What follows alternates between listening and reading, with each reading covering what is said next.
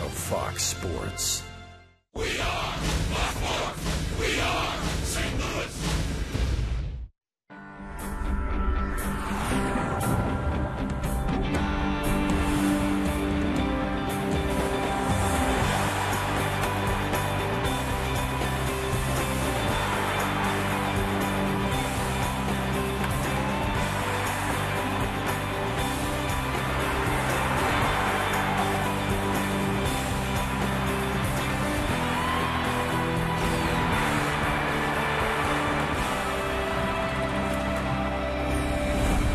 Beautiful night for baseball as the Cardinals look to make it 2 wins in a row against the Washington Nationals. Game number 2 of this 3-game weekend series from Busch Stadium. Last night, the offense came alive, and in the first 2 innings alone, the Cardinals had put up 9 runs, highlighted by the 4 base hits by Alan Craig, and also that long home run off the bat of Yadier Molina. 12-2 would be the final, so what does that mean? Means that the wild card elimination number for the Dodgers is down to 3. It could be all said and done for Milwaukee after play tonight. And welcome to Cardinals baseball. My partner tonight, Al Verboski. I'm Dan McLaughlin. And Al, we saw the 12 runs put up by the Cardinals last night. At times this season, really, it's been an inconsistent offense. It really has, Dan. There are times that it just explodes like they did last night. And there's other times when you're just trying to get 1 or 2 runs. This ball club is built to score. Last night they did it. They have to do it again tonight and the rest of the regular season. And it's a very good pitching matchup here tonight. A pair of right-handers, Jordan Zimmermann and Kyle Loesch. The fans filing in. Baseball is coming up next.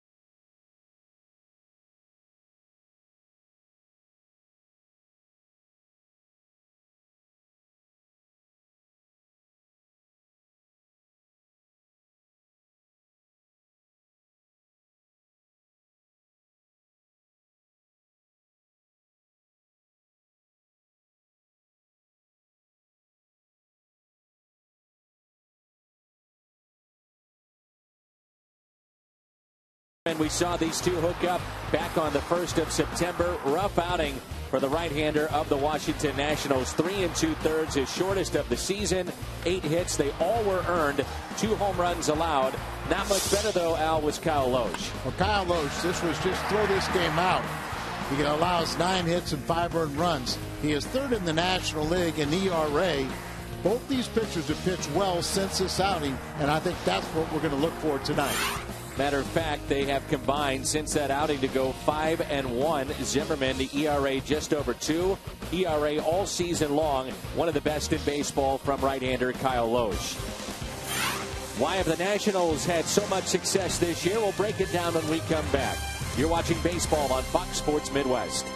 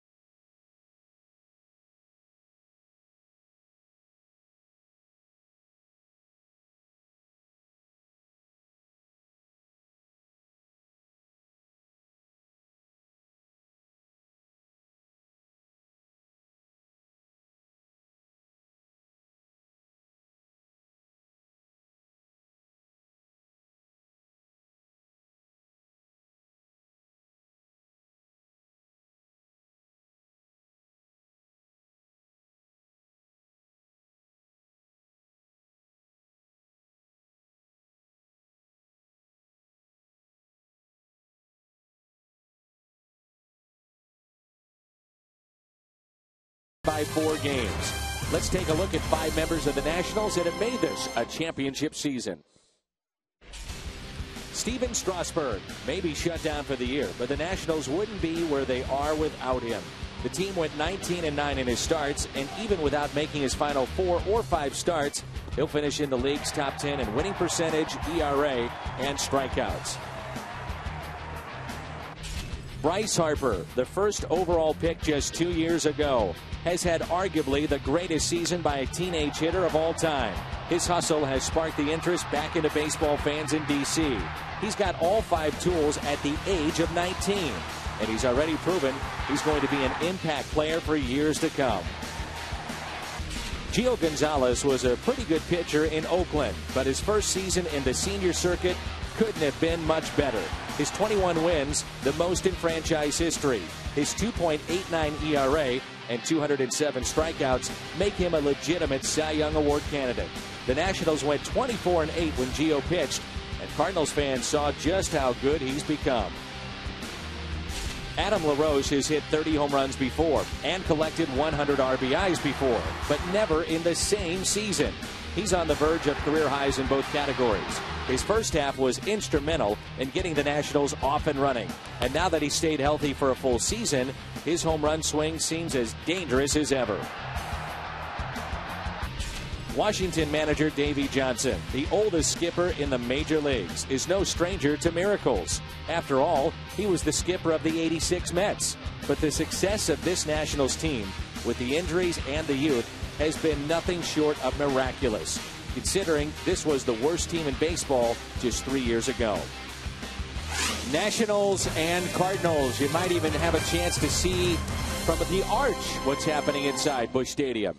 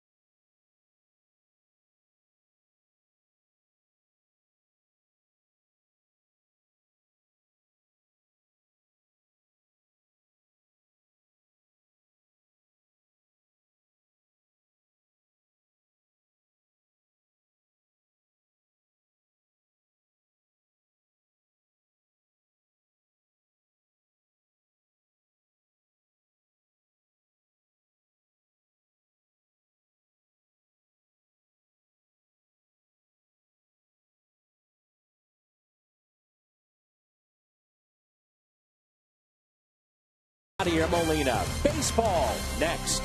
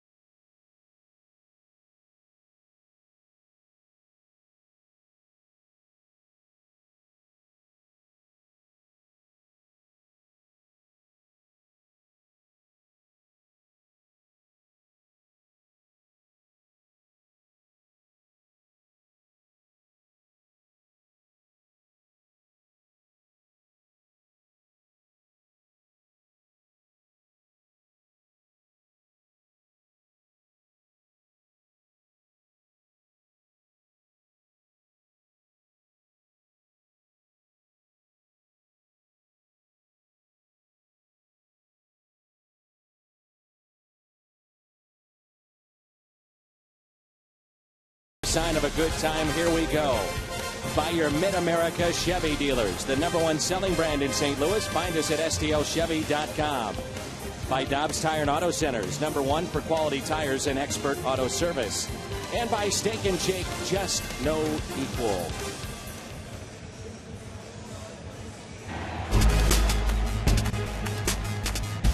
Whenever I wake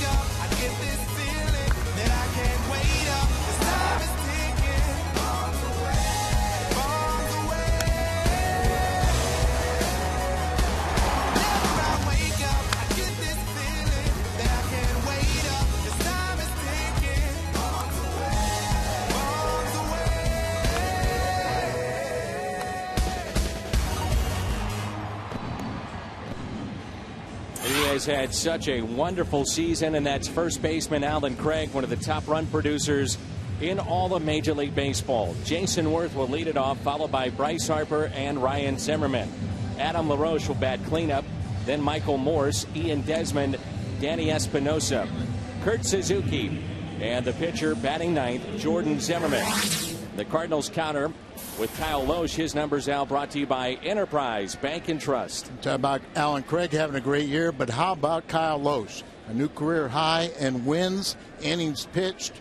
He's third in, and also with his 24 quality starts. Just a great season overall, and he can pitch us a little bit closer to that postseason. There's a strike to Jason Worth, and we're underway tonight. Big crowd here at Busch Stadium on this Saturday night. 5 games remaining. Washington has matched a franchise best with 95 wins. You have to go back to the 79 Expos. They need 4 wins to match the best mark by a DC based team. You remember that 1933 Senators squad? I do. They were loaded. Worth hits a pop-up that will find the seats and out of play. Jason Worth, not your prototypical leadoff hitter, as he missed a good portion of the season with an injured wrist. Davey Johnson, just have to compliment him, the oldest manager in the game right now, his 16th season and one of the best winning percentages. 2 balls and 2 strikes. Davey Johnson, 30 games above 500 since being named the Washington Nationals manager. And that's a strikeout of Worth, a high strike. He didn't like it, and that's how we start the night. Words with the home plate umpire for Jason Worth, and let's take a look at the Cardinals defensively with Holliday, Jay, and Beltran in the outfield. It's Carpenter, Cosma, Schumacher, and Craig along the infield behind the plate. A fixture there. That's Yadier Molina, Loesch on the mound. And around the horn is brought to you by Dobbs. And with the right-hander, it's very good Jordan Zimmermann going for Washington. You see the lefty Skip Schumacher at second base. Skip, been a while since he's made a start, but Mike Thiede believing that he'll be able to jumpstart the offense a little bit. Didn't need any help last night as they banged out 12 runs and got up very quickly. A swinging bunt, and that will roll foul. Absolutely no chance for Matt Carpenter if he fields that in fair territory with the speed of Bryce Harper, who is as electrifying a player that you will find right now in Major League Baseball. The hustling Harper, you wonder if he'd try to stretch that to a double. And a lot of people, we heard, Al, that he's going to rub some people the wrong way, that in the minor leagues many didn't take kindly to him, but I'll tell you what, you watch him hustle, there's not a lot that you sit there and say, I don't like about this guy. He plays the game hard. Made some mistakes, but I think he's learned an awful lot this season, and he's just getting better and better. But anybody that doesn't like his enthusiasm, his hustle, well, they're not seeing baseball the way we do. The center fielder, the 1-2 pitch. Cardinals have really tried to bust him inside, and through his first 100 at bats in the big leagues, he saw the fewest percentage of fastballs. It was changeups, sliders, curveballs, seeing if the young man could handle it. Most of the time when you think about a young hitter, they're going to be overly aggressive, so a changeup is an excellent pitch. Reaches for it, lines it into center field, and that'll drop in for a base hit. Oh, yeah, he hits breaking balls, too. Yes, he does. And as we mentioned, and you talked about it last night, getting better and better and better. Every day they say that you can see a difference in the play of Bryce Harper. A little bit out in front, but he's learned to wait back on those off-speed pitches, hit it right off the end of the bat so it wouldn't carry out to John Jay. Here's Ryan Zimmermann. He's had 285, the 24 home runs, and he's driven in 94.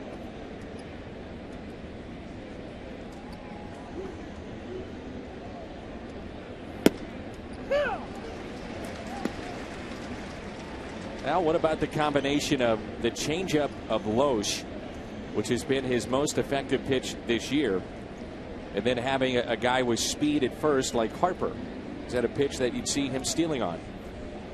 I still would take my chance with Yachty behind the plate. And what you have to do, and Yachty will call that changeup the slowest of the pitches because he believes in himself, and he also is not selfish.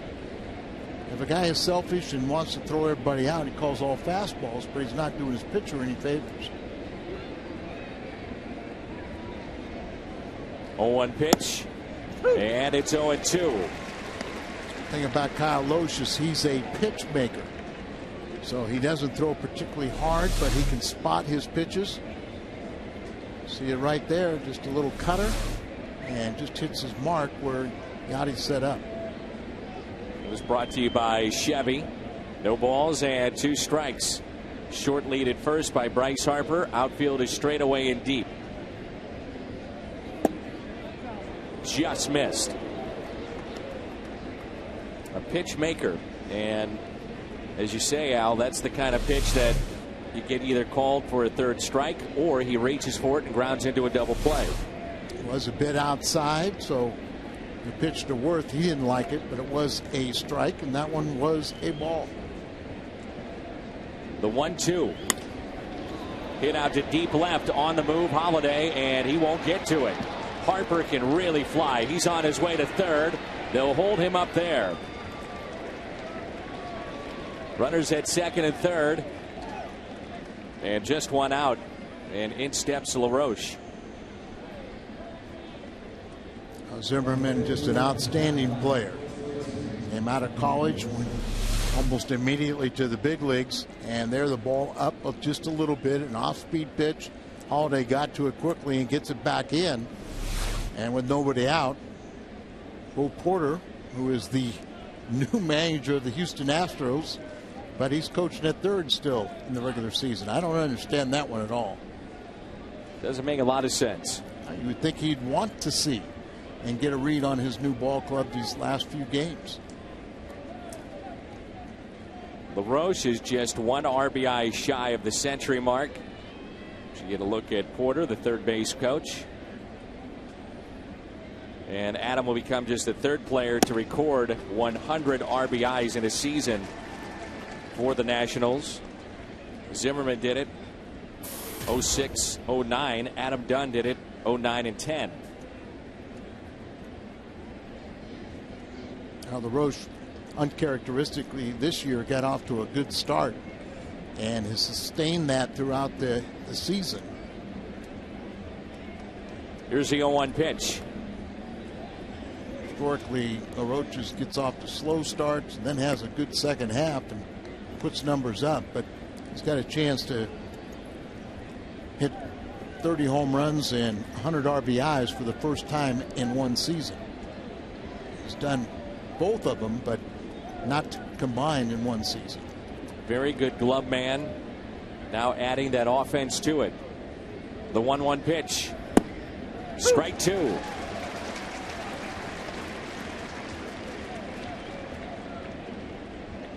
Cardinals would love to have this wrapped up where they could head to postseason play, line up their rotation. Most believe you're looking at the man that would pitch the play-in game, so to speak. I would pick him. That's Kyle Loesch. He would go against Atlanta. Here's a 1-2. He's had a sensational year. There's no reason to think that he wouldn't be that guy. And the Cardinals still have to get there, but with that win last night, Milwaukee's lost. They're down to it. They have to win all the way out and hope the Cardinals lose every game. But the Dodgers behind Kershaw, they won. They remain, 3 back. 2-2. Fouled back. So runs batted in among the Nationals. LaRoche at 99. Zimmermann closing in on his 3rd 100 RBI season. He drove in 110 as a rookie back in 2006.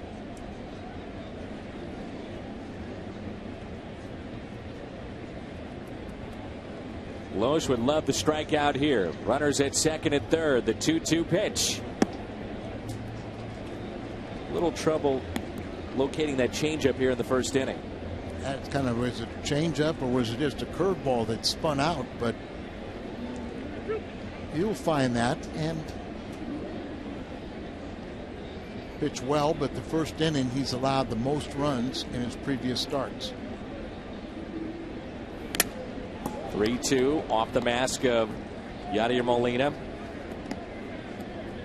Arizona officially eliminated, as well as the Phillies and Ryan Howard, who missed much of this season dealing with the left Achilles surgery. Broke his right big toe Thursday at Citizens Bank Park, so he's done for the year.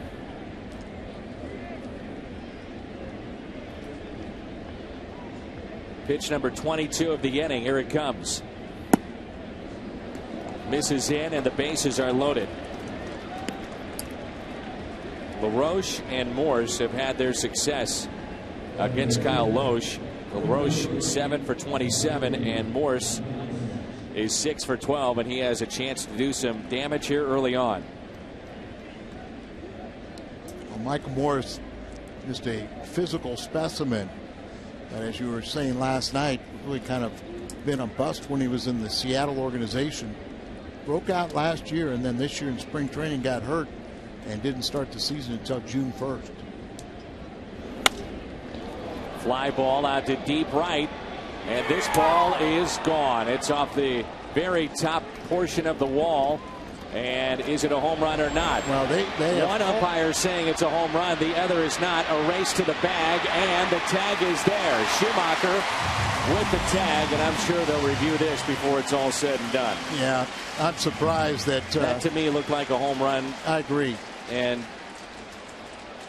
I'm hoping that we're not going to see what the replay, what I think will show, which is a grand slam. We're going to see it, but already Bill Welke told Davey Johnson, stay in the dugout. We'll get together because somebody saw it as we did as a home run. And not only a home run, a grand slam.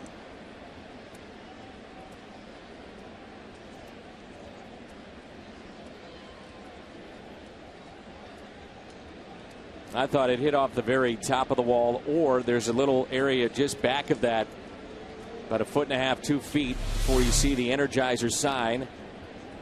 And that's a home run. Yeah, it hit off that back paneling, the Energizer sign. Disappears for a second. And it won't take long to get this one reversed. And that'll be a 4-run lead here in the first inning for Washington. For Morse, it'll be his 17th home run. And now he will have driven in 60 on the year. And remember, he didn't start until June 1st. Coming off the disabled list. He had a right lat strain, suffered in spring training. This is the kind of thing that frustrates you with replay. You and I looked at it, saw one angle, and clearly this is a home run. It does disrupt the momentum of the game, and that's what a lot of the purists talk about, bringing replay in, an aspect that they don't like, that it does disrupt the flow of baseball and the human element. Right now, it might not be a bad idea to disrupt the flow for Kyle Loesch. Reset this ball game and get the final couple outs with down 4-0. Umpires will tell you on a line drive like that, they cannot just run out there because then their eyes are going to be bouncing. So they take a step or two and get still. Try and watch the play, but they did not get it right, but they have it right now.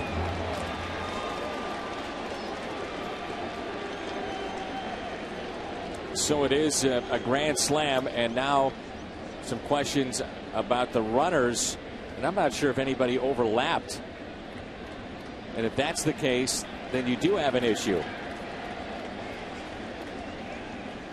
So they're going to make Morse go back and touch the bag at second base, retrace his steps back to first. Okay. Can the Cardinals then appeal any of this? This is one of the oddest plays you'll ever see in a Major League Baseball game. Now they're going to rerun the bases.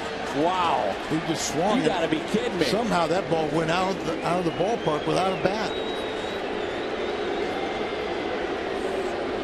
Pungo, I know you're a little different, but you've never even seen something like this. You are correct, sir.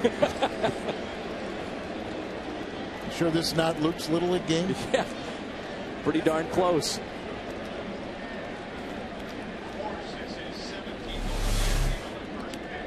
Watch Morse. He swings without a bat and he hits a grand slam. And that's why it's called a home run.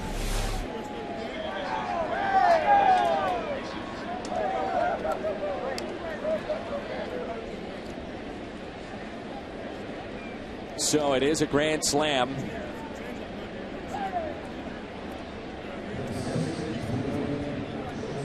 Only thing I can think of, Al, is that Morse got to the bag at second and maybe did not retrace. Had he circled around the bag?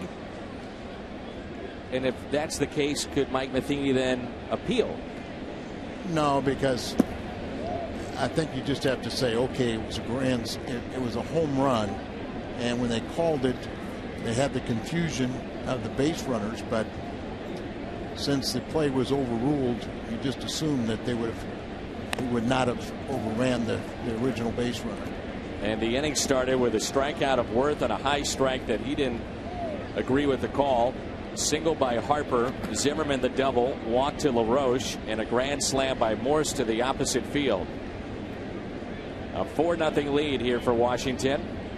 And a 1-1 pitch to Ian Desmond.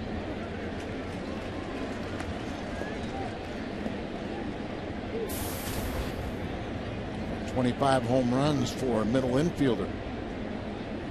Saw this combination a couple of years ago. They were so high on Desmond and Espinosa. There's a strikeout for Loesch, who visibly we could see from up here is frustrated. His second strikeout, 2 away here in the top of the first.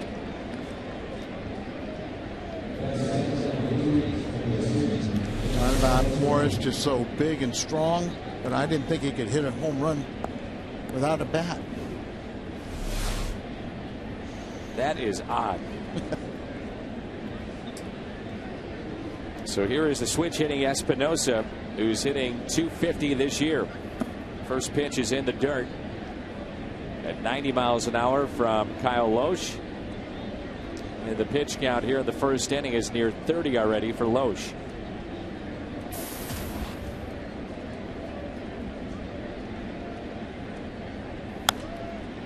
And you get in a situation like this, you just try and get out of this inning, regroup in the dugout, and go up and throw as many zeros as you possibly can and hope your team starts battling back. Cardinals fell behind 1-0 last night. And they put up 9 runs in the first 2 innings. That was off of Edwin Jackson, their teammate from a year ago. The end of the season helped them win the World Series. And remember that Jordan Zimmermann, who will be the starter for the Nats, he got roughed up by the Cardinals in his outing in Washington. So you just put that in your memory banks. Strikes out the side, but allows a grand slam. Morse is 17th, 4-0 after a half inning.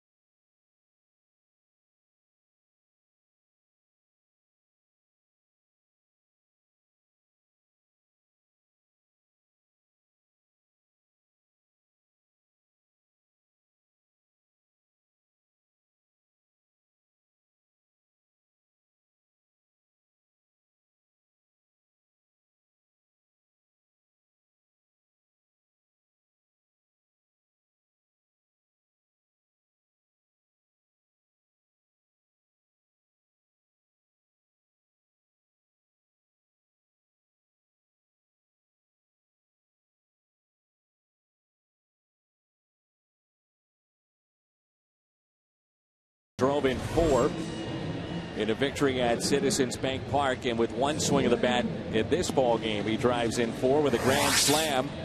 And a look at the St. Louis lineup: John Jay, Matt Carpenter, and Matt Holliday.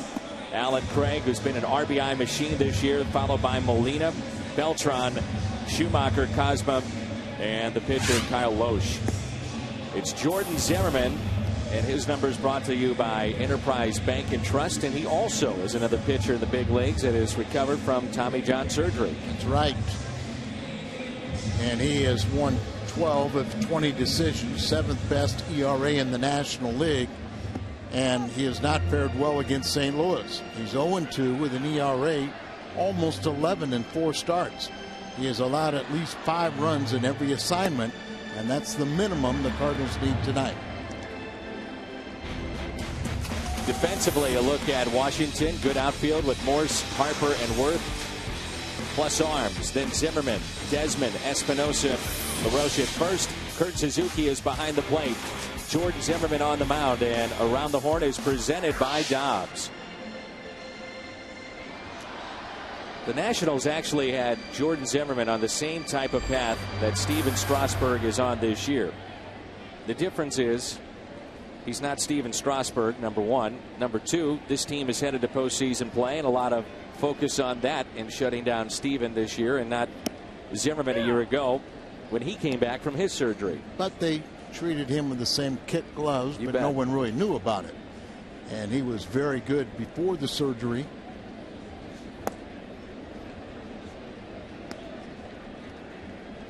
And with that 12-8 record, he's not that bad right now. Throws a lot of 4-seam fastballs. Does that surprise you? The 4-seam?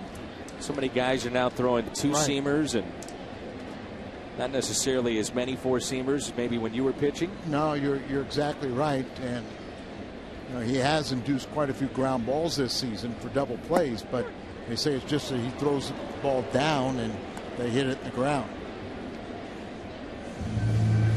Call 3rd strike, and it brings in Matt Carpenter. Jordan Zimmermann from Auburndale, Wisconsin. Boy, it looked like there a little bit off the plate, but he gets the call, and we'll have to watch that strike zone. Matt Carpenter, the third baseman tonight, at an even 300, 6 home runs, and he has driven in 45. I wonder how much consideration he'll get for Rookie of the Year. You see a guy like Bryce Harper and some of the other names that we talked about last night, but where would this team be without Matt Carpenter? Been so valuable, and you touched on it last night, because of his versatility and because of his ability to get on base. You don't have to rush David Freese back. He's getting better, but Carpenter's doing a good job in his absence. Late with that swing.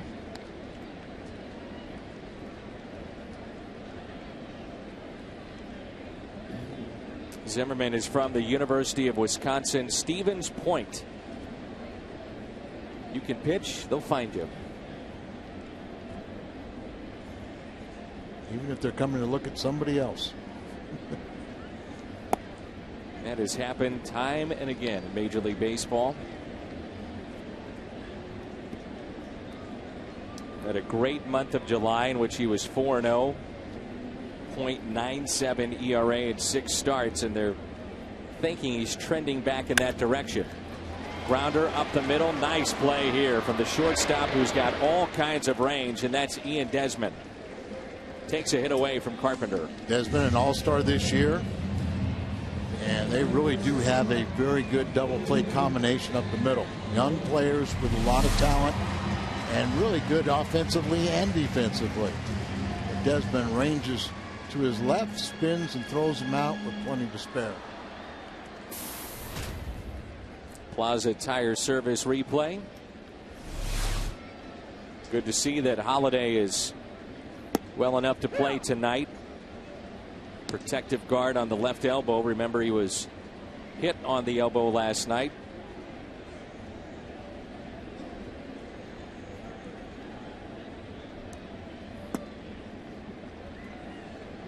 Corey Blazer is our home plate umpire, not a name I'm real familiar with. I think we've seen him before, but not much. 1 ball, 1 strike on Holiday. Cutter, 90 miles an hour. Washington, by the way, their magic number to clinch the National League East Division is at 2 games.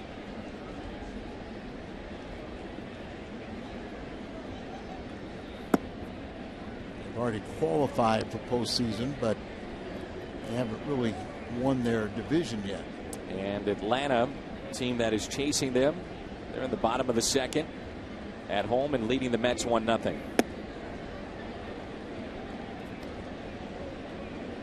Asked Matt today, how you doing? He said, okay. I said, a little sore. And he said, I'm in there. I'm all right. He's been very durable. He's only missed 4 games all season. 3-2 pitch. And Holiday hits it out to right. And Jason Worth puts it away. 1-2-3 inning for Jordan Zimmermann. Suzuki, Zimmermann, Worth coming up.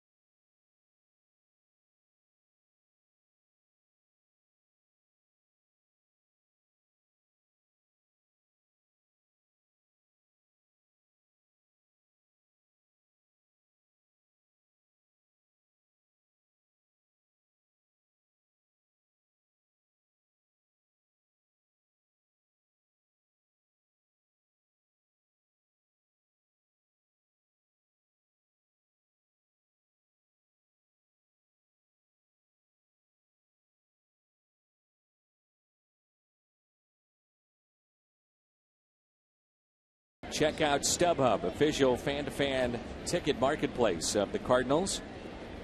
Along with Al Rabowski, I'm Dan McLaughlin. Jim Hayes is with us as well.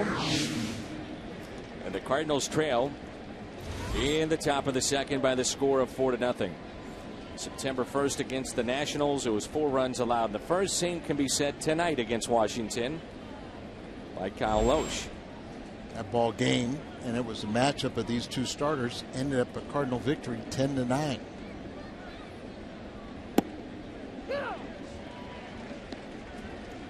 Touched on it briefly in the first inning that Bo Porter, their third base coach, as you get a look at Kurt Suzuki, is now the manager of the Houston Astros. And he said after he was named to the post,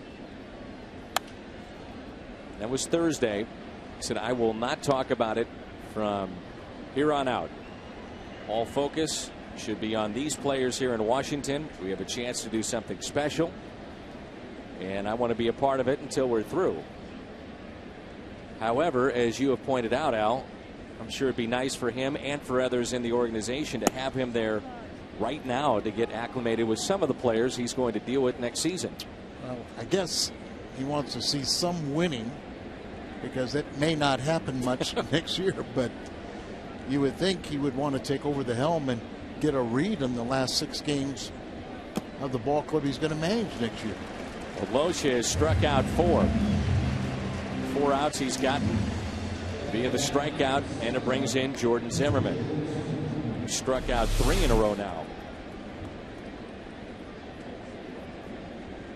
Pitch there, you get off balance, reaching for a ball.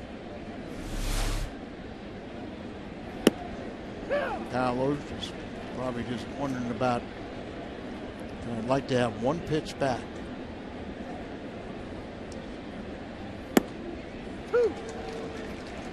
Quickly 0-2 on Zimmermann.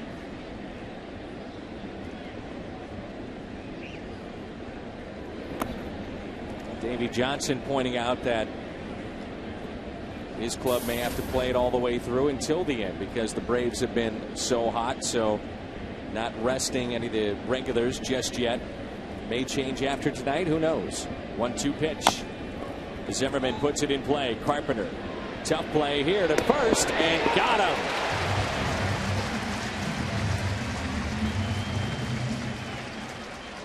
Do or die play. You come in right there and you just give it your solid effort. At the fact the pitcher Jordan Zimmermann really hustling down the line and had the opportunity to kind of put it in the glove, but a very quick exchange. I thought he was safe to the naked eye, and I still think he's safe. Almost looked as if that Carpenter was in between whether or not to barehand. Regardless, he makes the play and the out call at first, and there's a strike to the leadoff man Jason Worth, who was called out on strikes to start the game. Think about that, Dan. You got a pitcher hitting, so it would be natural to think you would have the time to, use the glove, catch it, reach in, extract it with the bare hand. But Zimmermann hustling all the way, made it very close. 1-1 pitch, and Worth drives it into right center. Jay won't get to it. Jason Worth is 1 for 2, and in steps Bryce Harper.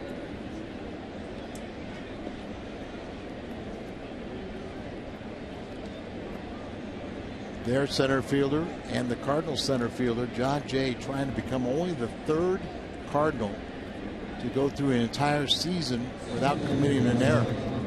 And I think it's a little bit tainted because Kurt Flood, who was an excellent outfielder, he's one. The other one was Orlando Palmeiro. Part-time player. Yeah, he barely played.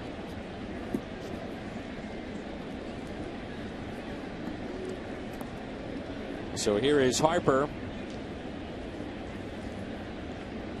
Said his goal is to reach that 100-run plateau before this season is through. You'd have to think at some point in his career, 30-30 man, maybe 40-40. Before it's all said and done. 3 stolen bases to be a 20-20 man this season. You're right.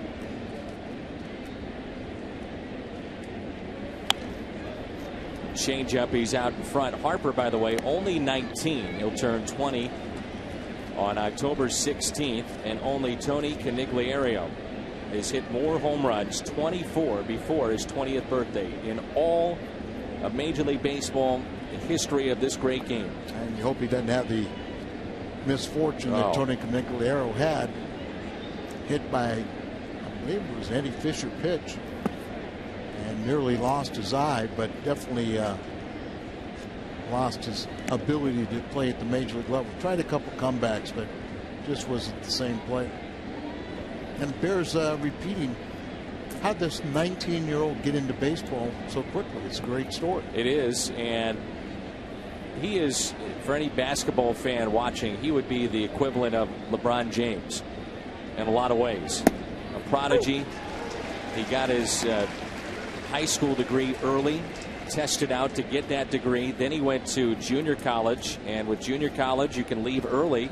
That's what he did. So he was drafted early, drafted first overall a couple of seasons ago. Represented by Scott Boras, got a deal that he wanted. Here you go, 19 years old, he's in the bigs. The 2-2. From what I'm told, Al, too, when we were in Washington and those that are around him every day, they say he's a good guy. He's very respectful to the older players. He wants to learn. Very fan friendly. Signs the autographs, taking the pictures, all the things that you hope happens with a young player. 3-2 pitch, changeup. Got him to roll over on it, and a ground ball to second. Hustling down the line is Bryce Harper. 1 for 2 on the night. Craig Molina Beltran coming up.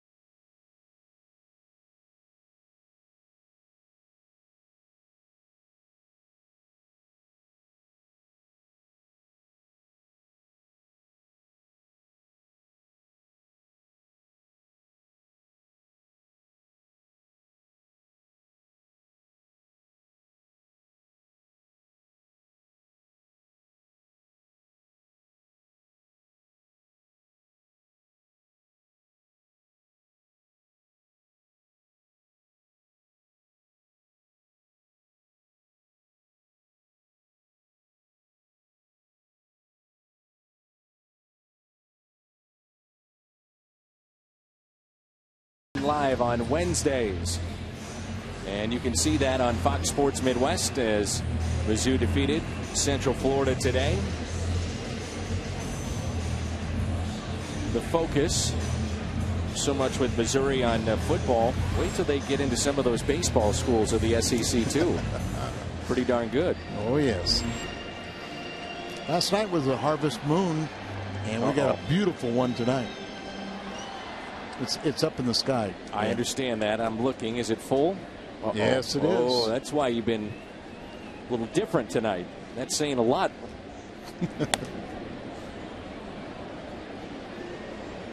There's one moon to another moon. Mike Shannon, the Moon Man.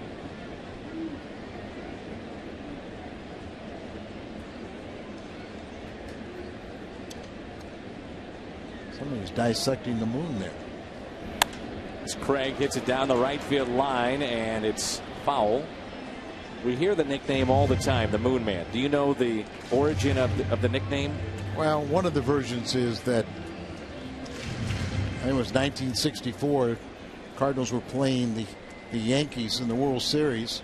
Mike was playing right field, and they had like a little short wall. And Barney Schultz threw a knuckleball to Mickey Mantle. It almost left the entire stadium, and Mike was seen trying to climb up on the short right field wall to catch that ball that almost hit off the facade at the upper deck. And didn't Gibson after that say, "What are you doing, Mike?" And he says, "You never know, big boy." Yeah, something like that. Now that sounds. And when you're like with Mike, you never know. That's right. Here's the 0-2, and a ground ball that's hit to short. One away. You never said a truer statement. With Mike, you never know.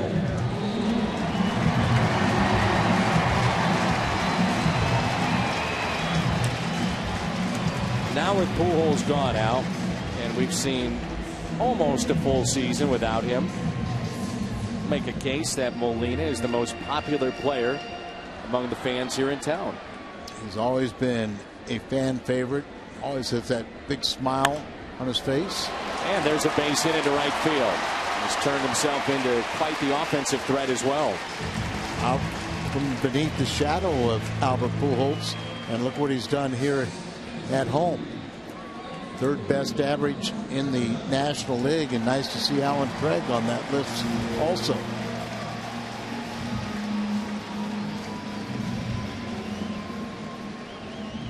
There's a look at your Toyota keys for Washington, trying to shut down those two. And now here is Beltran, who walked 3 times last night. And hopefully that's a good sign that he's seen the baseball. Not necessarily driving it, but seeing it, because he's picking up 3 walks. There were times on that recent road trip where he just looked lost. A lot of physical ailments, but battling through those and trying to get his timing back. Nationals saw him with all that time in the National League East with the Mets. They know that Beltran, when healthy, when right, can carry a team. And he did the first half of the season. A count of 2 balls and no strikes, and that's taken low and outside. Schumacher is on deck.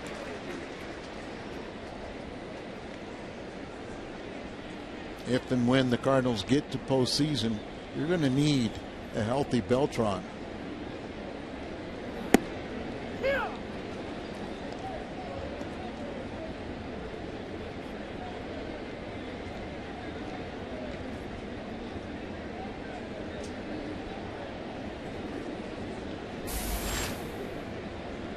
See the out-of-town scoreboard. Strike 2 on Beltran. And we saw him in the series in Houston swinging with the bases loaded on 3-0, rolling off over a pitch, and that's just not him when he's right this year. Usually that ball is driven with a purpose.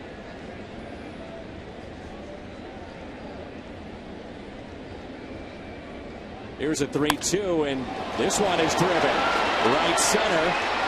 Harper is back and on the track, makes the catch.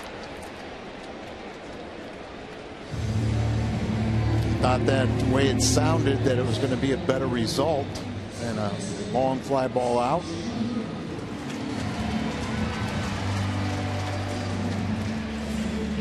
Here's Schumacher. He's hitting .279 with 1 home run and 28 RBIs. Skip really been struggling a little bit. Last Sunday he had a 0 for 15 snap with a base hit. He has learned to keep himself sharp, and he's in a position where it seems like we go weeks without seeing him play at all. Then he plays in bunches. You never really worry about him, do you? No. Real professional, always ready for whatever his duty, name being called, and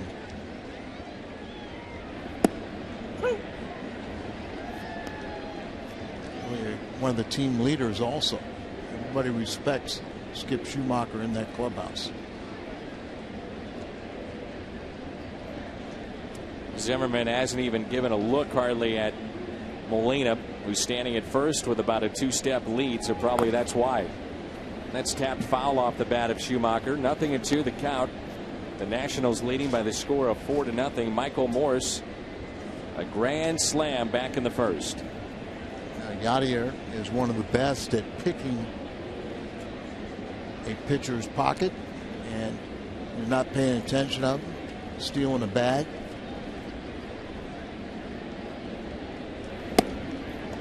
And Skip strikes out.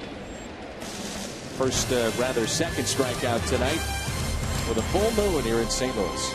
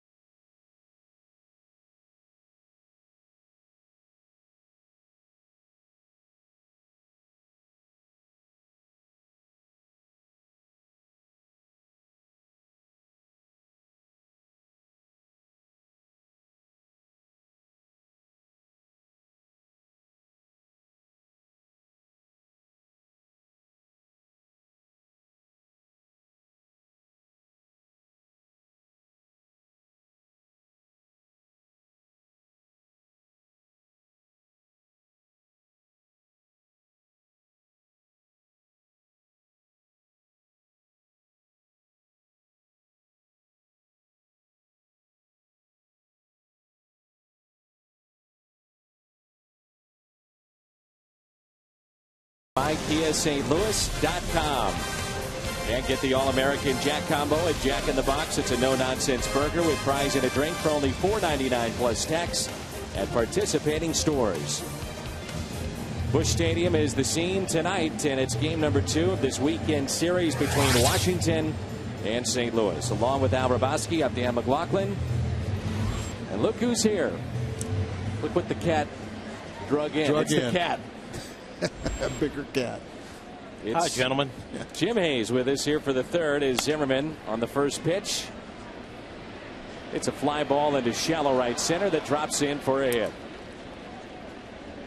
Jim, let's jump right into some of the bigger news of today. And one of the big stories is the Cardinals head down the stretch.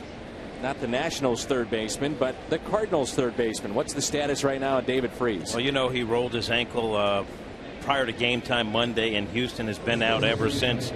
He's been taking BP. Today he said he was running and cutting. He's been taken infield. He is available to pinch hit tonight. He said more than ready. Actually, Mike Matheny said after the game he could have pinch hit last night, but he's hopeful. David is hopeful that he'll make his return tomorrow. Still a little sore or tender, as he put it, but making a lot of progress. That is footage from this afternoon around 3 o'clock today here at Busch Stadium. And he said, as frustrating as it is to not be in there at this point in the season, as you guys touched on, he feels like third base is in pretty good hands with Matt Carpenter, and he said that helps a lot. 1 ball and 1 strike on LaRoche. Yeah, Carpenter really gives the Cardinals some flexibility at both left and right field, third base and first base, and even second at times. And as Al so rightfully pointed out, the Cardinals want to be very cautious with Freese, and they can be because of Carpenter. So they're going to wait it out and make sure David is fully recovered, but he's chomping at the bit to get back in there.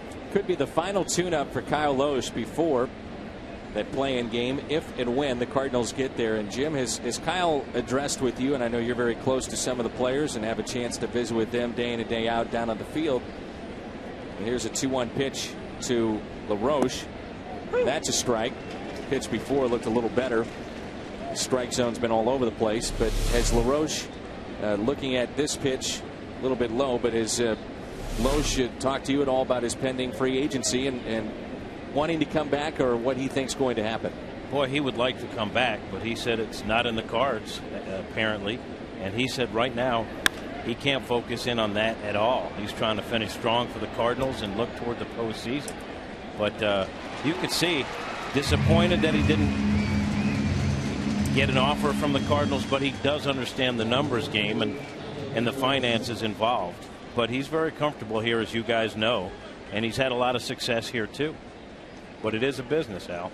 Well, it's a business, and it works both ways. And Kyle's been around long enough to understand that because of his elevated status, you know, I think he's just priced himself out of the St. Louis market.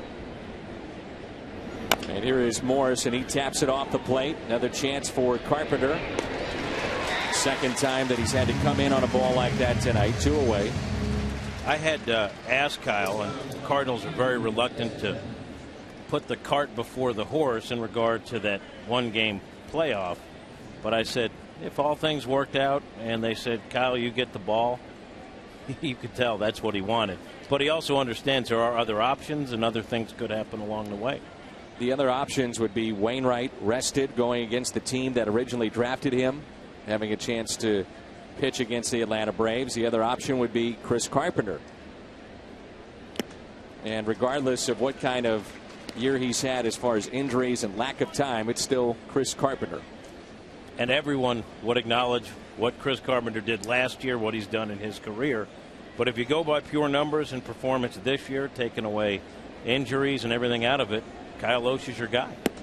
Now, where it gets really interesting, and not to get way ahead of ourselves, but then the way it sets up this year, the format, for those that don't know, the division series is 2-3. So the 2 games would be at home in St. Louis. If the Cardinals would win that game on Friday, and we assume it's going to be against Atlanta. We'll talk more about that when we come back. That's a fly ball off the bat of Desmond. The Nationals strand their second runner. It's Cosma Loesch J coming up.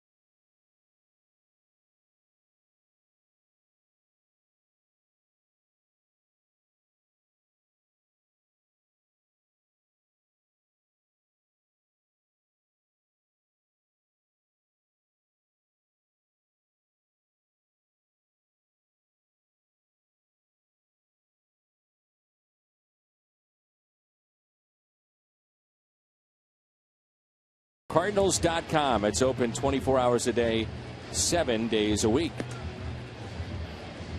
We're talking about the play-in game, and if you win that the way that it's set up this year on Major League Baseball, that division series is a format of 2 at home, then 3 on the road, not the normal 2-2-1, which they will go back to next year.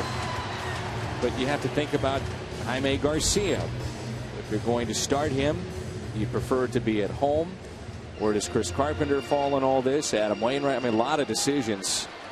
Great decisions to have because you're in postseason play. Fun decisions, but as you said, you don't want to get ahead of yourself. And the Cardinals still have some work to be done here in the regular season to qualify yet.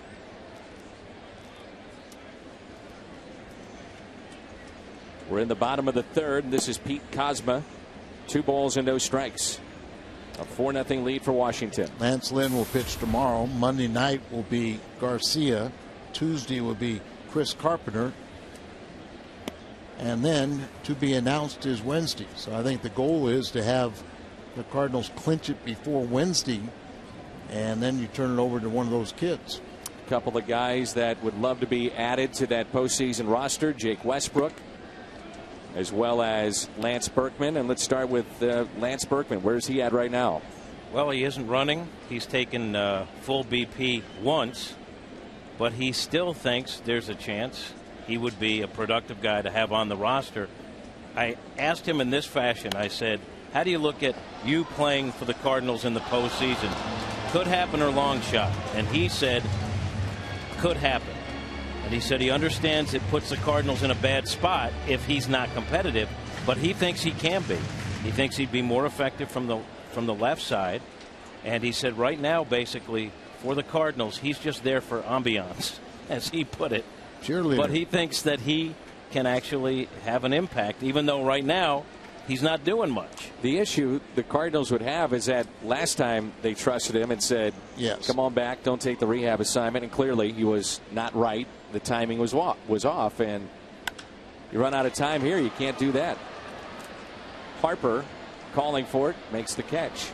It's very unusual, but for the game on Friday night, if you play that game, qualify, and you get there, you could have a roster of 25 for that game. And there's no reason to have 5 starters on that roster. So maybe you take 2 starters, and then you can add two of the 5, and then you can add 3 more position players, and it'd be easy to carry a Berkman in that round. But you'd also, you'd think you would have to have Chambers there because of his speed. But no reason to put all the starters on. He would give you the element of being a switch hitter, and clearly his resume is one that's been one of the best when healthy. So if Freddie Gonzalez, it's something to put in the back of his mind, maybe for that game. Hey, Berkman is lurking, so to speak, and who do we want to have face him?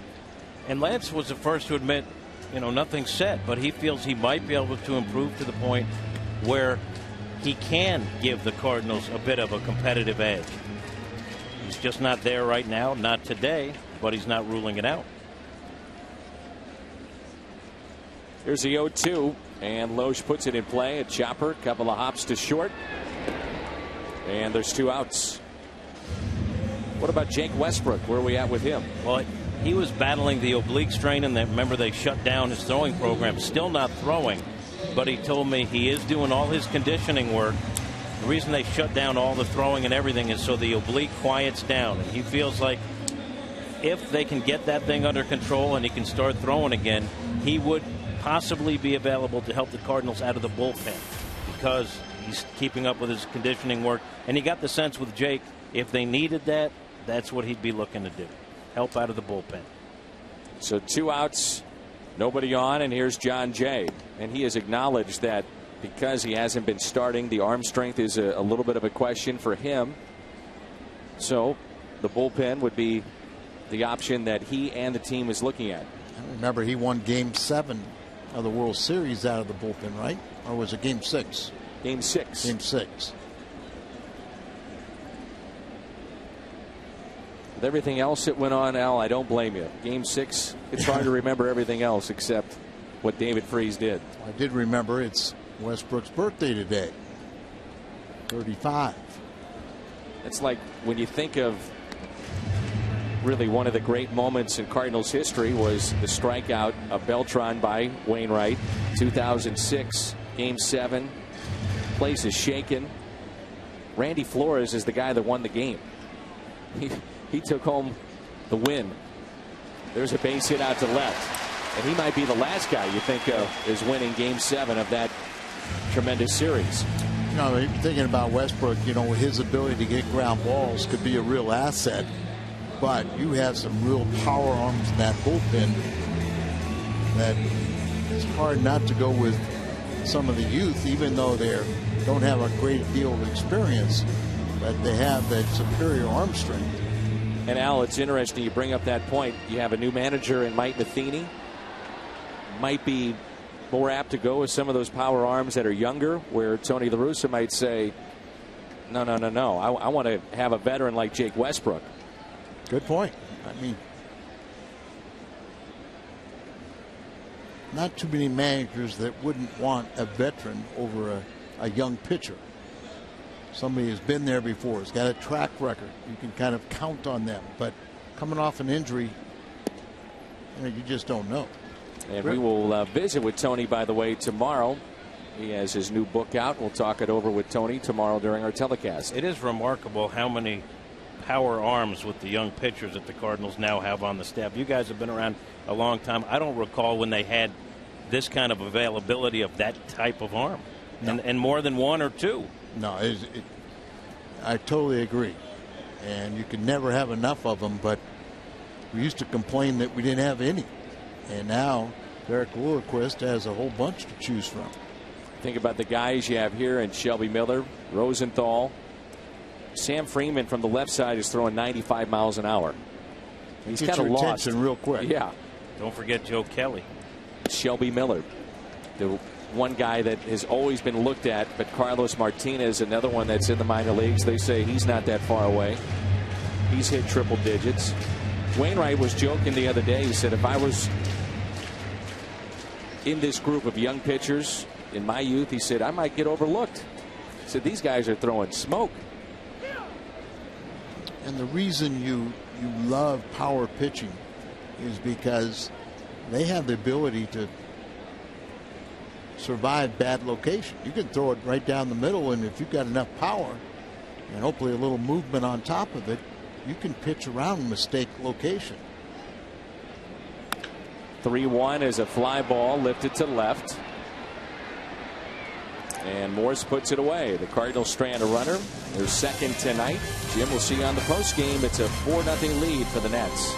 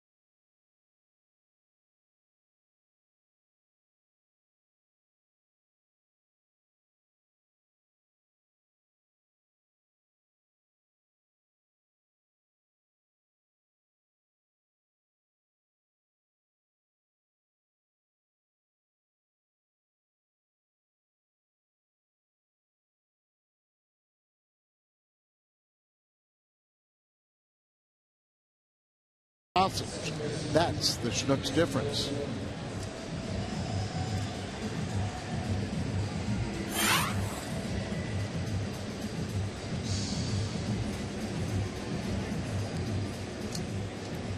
I think it's ever good when you're a pitcher and you go from a shot of raw meat. They're saying, here's the meat. Go ahead and serve it up. Bam. It's never a good thing. We appreciate, though, Schnucks and their support of Cardinals baseball all season long.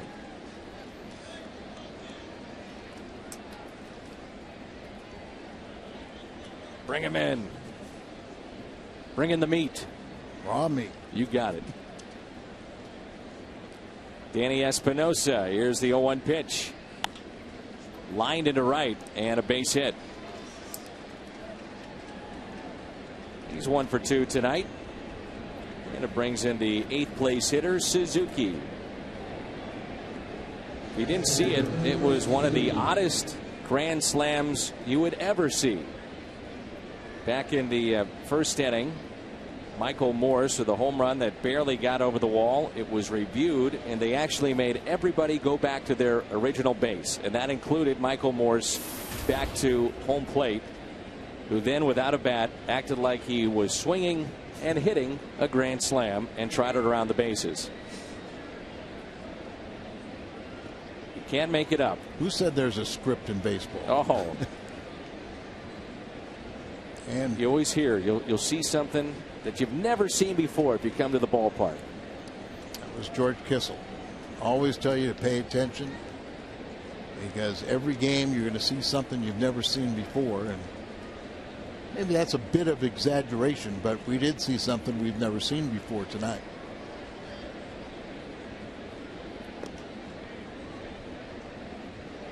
Suzuki is hitting .234.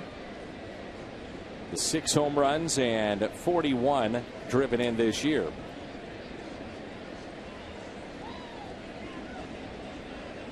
Trade a young catcher to acquire the veteran backstop. Primarily for his glove and especially for his arm. Defensively, trying to shut down the running game of the opposition, which has been a sore spot this year for Davey Johnson and his team. He led the American League catchers in fielding percentage, caught stealing, and caught stealing percentage when he was with the Oakland.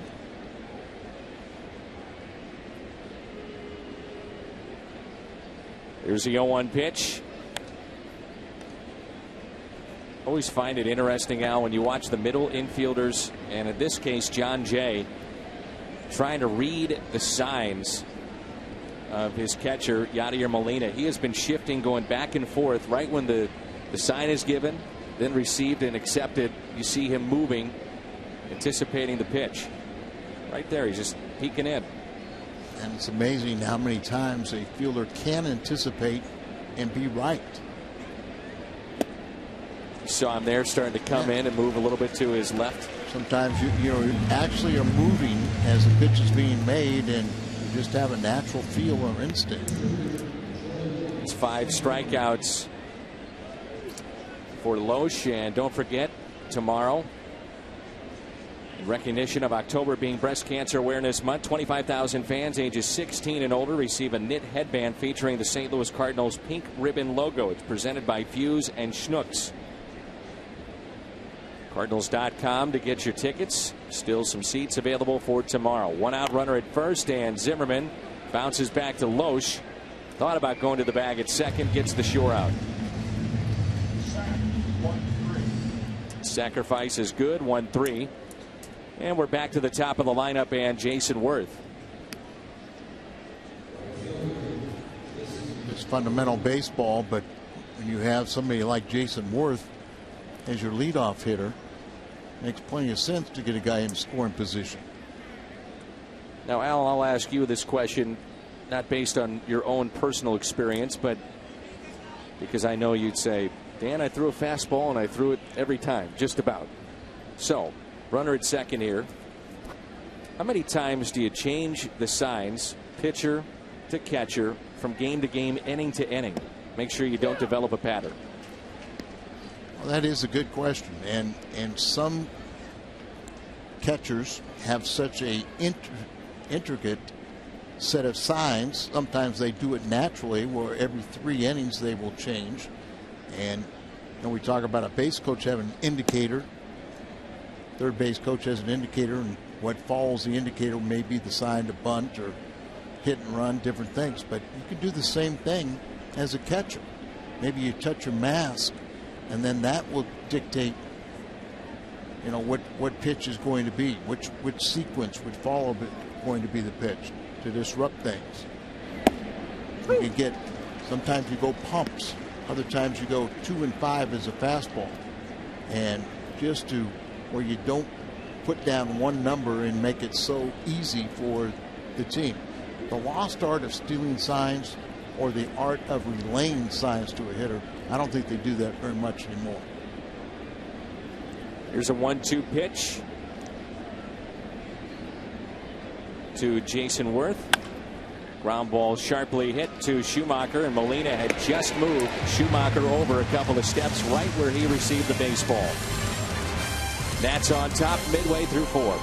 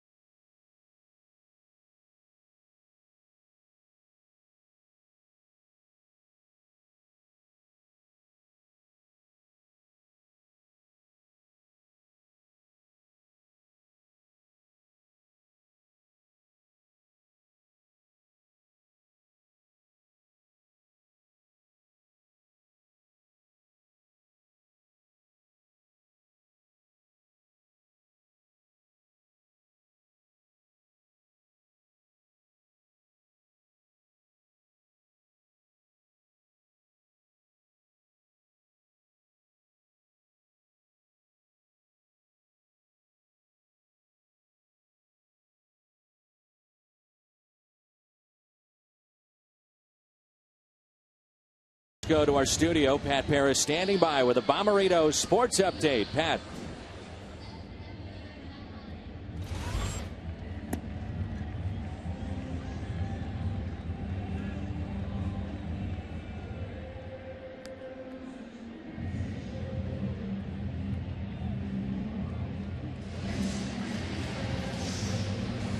kind of the forgotten man to an extent. Corey Hart, in the year that he has had, sub-prize on the line, the National League second wild card. That's the standings right now. St. Louis 3 in front of LA, 5 with Milwaukee. Here is Matt Holliday to start things off in the home half of the fourth, and time is called. And one of our very familiar St. Louis names watching the game tonight is John Garagiola. His dad was a great friend of mine, Mickey Garagiola, Joe's brother. And sorry about the passing of Mickey. I know he had a lot of friends. And John, you should be very proud of your uncle and your father. But John Garagiola, a big Cardinal fan.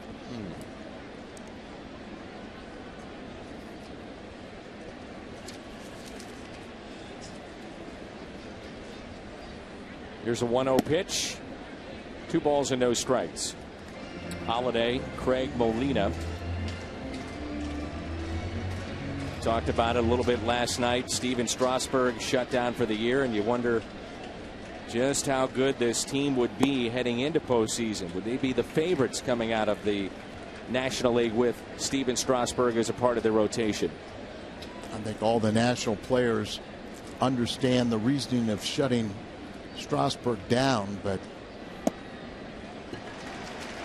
hadn't been to the postseason since 1933 in the city of Washington. It's tough. In steps Craig, who is 0 for 1, and as you've seen, Al, in all your years of baseball, even though it seems like it's happened frequently here in St. Louis, it's very difficult to get into postseason play. We've just been on an incredible run. You never know what could happen. I mean, knock on wood that this would never happen, that your star players would get hurt and all of a sudden you're not the same team that you were the year before. Oh, it's tough, and I'm sure they've had to talk to the players, and don't let that be a distraction. Don't let it be a convenient excuse. Strasburg is with the team. He does play catch. He does not throw any bullpens. Obviously not appearing in any games. 0-1 pitch to Craig. Taken for a ball in. 2 balls and no strikes.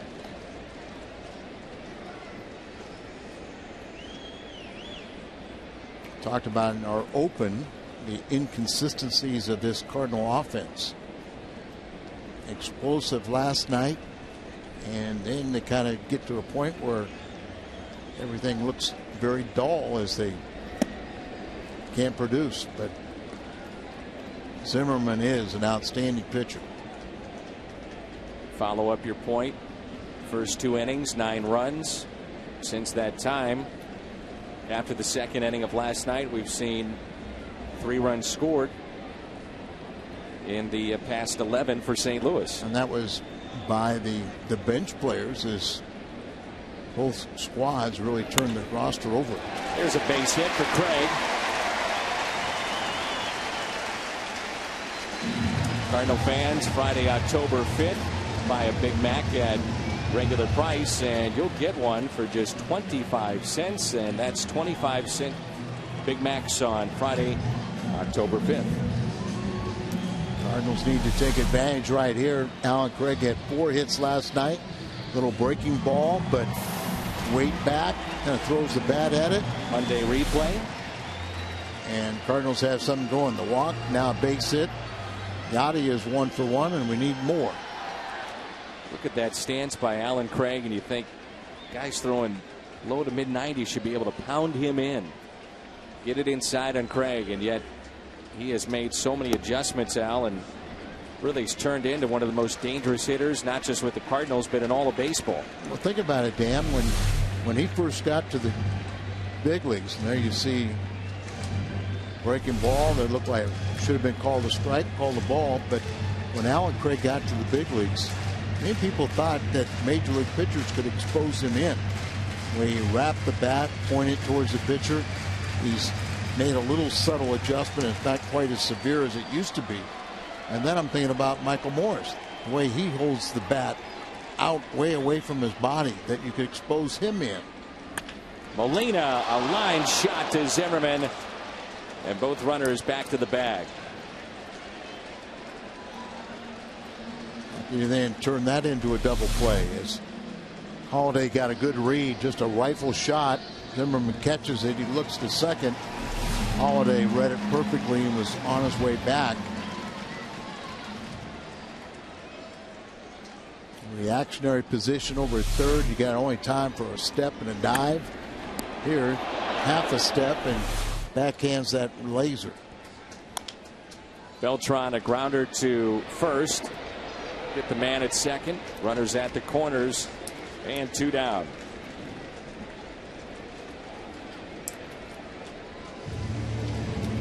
See that line shot from Molina. It makes me think about last night. Homer Bailey, who throws a no-hitter first since Tom Browning for the Cincinnati Reds. And somebody asked him, did you feel like you had no-hit stuff? And he said, you know, I've heard that before. He said, but what really is no-hit stuff? He said, if I don't have positions that are filled properly with major league players and making great plays and having a little luck on lineouts, he said, we're not talking about a no-hitter. You have to have so many things go right to throw a no-hitter, and that's baseball. That line shot easily could have been 2 runs, and instead it's an out and almost a double play. Good point. Couldn't have hit. Molina couldn't have hit that ball any harder, but it was right at somebody. Admiral Doubleday put those guys out there for a reason, didn't they? How did he come up with this game? 1-0 pitch to Schumacher.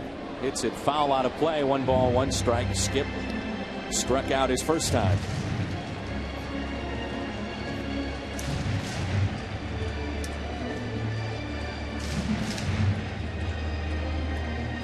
One day, Dan, I had dinner with a couple from England and played golf with them earlier. Ended up going to dinner, and they had no idea what baseball was. And if you try to explain this game for somebody that has no idea, does that ball go foul? It's very difficult. You know, they had a reference point as cricket, and said, well, the ball hits here, you run there. Why? Well, why do you do that? You know, well, because it's the way the game's played. But why? There were so many whys in that conversation, I kind of gave up. Come over to my house. You ain't heard nothing yet. Do this. Why? Why? Eat this. Why?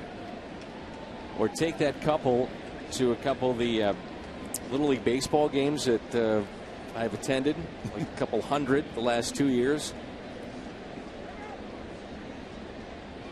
You'll see some craziness on the diamond there, too. How's Westland doing, by the way? He's doing awesome. He must have missed you. You were gone too long. Oh, yeah. Gone too long, Mimi, Papa.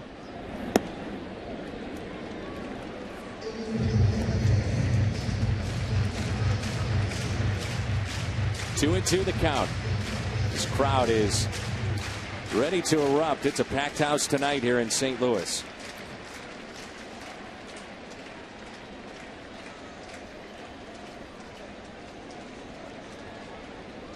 The 2-2 inside. Pete Kozma's on deck.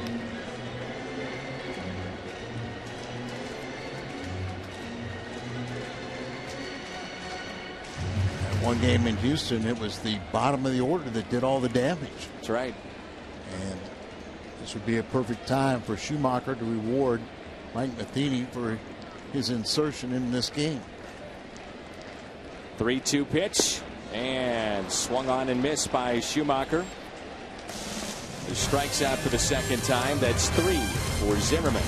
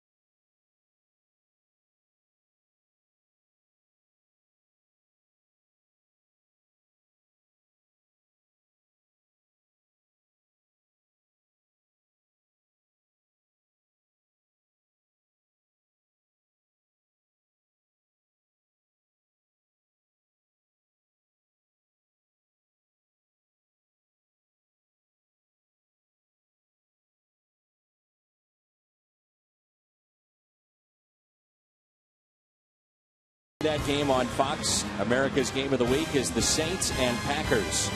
Coverage begins with the Built Ford Tough Fox NFL pregame show at 11. Let's hope the Rams can block, because the Seahawks showed on Monday night they've got a pretty darn good front line defensively that can get after the quarterback. When was the last time a pitcher threw a no-hitter for a team that had already clinched a playoff berth? Our AT&T trivia question. 1968, Ray Washburn. Wasn't that where you're playing the Giants and Gaylord Perry had no hitters on consecutive days? Gaylord Perry threw one and Washburn threw one. And here is Bryce Harper. 2 balls and no strikes. Harper with a base hit tonight. That was in the first. Then he scored on the grand slam. That has been all the scoring tonight. It's Harper, Zimmermann, and LaRoche.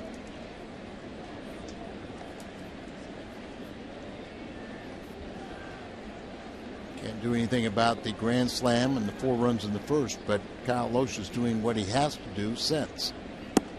And that shut him down, give your team a chance to come from behind.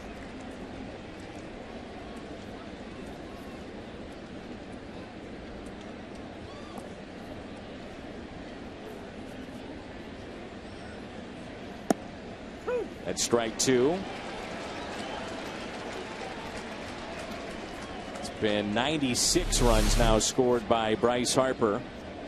He scored more runs than any rookie franchise history. Nomar Garciaparra, the Boston rookie, at 90 runs, 9 triples, 20 homers, and 15 steals. And remember, Bryce did not start the season with a big club. We saw him in spring training, and at times he looked overmatched, but it gives you an idea. Here we are about 6 months later, the adjustments he's made, and just how quickly he learns game to game.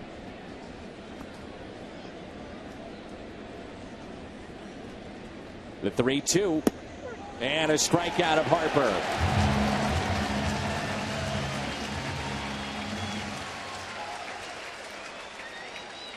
And the rookie has words with the home plate umpire. Let's take a look here. And it's right there, borderline pitch, but goes Kyle Lohse's way. It's the 6th strikeout of the evening.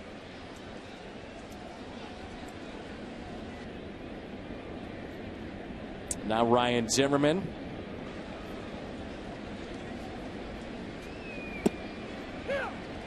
Now you think about the franchise, the Nationals, Expos. Go back to 1994 and just take a look at some of the names that team that was headed to postseason play, many believe would have won the World Series, and who knows, maybe would have saved baseball in Canada, at least in Montreal. And here's a look at the postseason appearances by Washington, D.C. teams. Again, you have to go back to 1933, Washington Senators. And the Nationals have at least clinched a postseason appearance this year, and the magic number for the Eastern Division is at 2. And I'm not sure if it was 94 or not, but one year around that time, Montreal led the National League in attendance.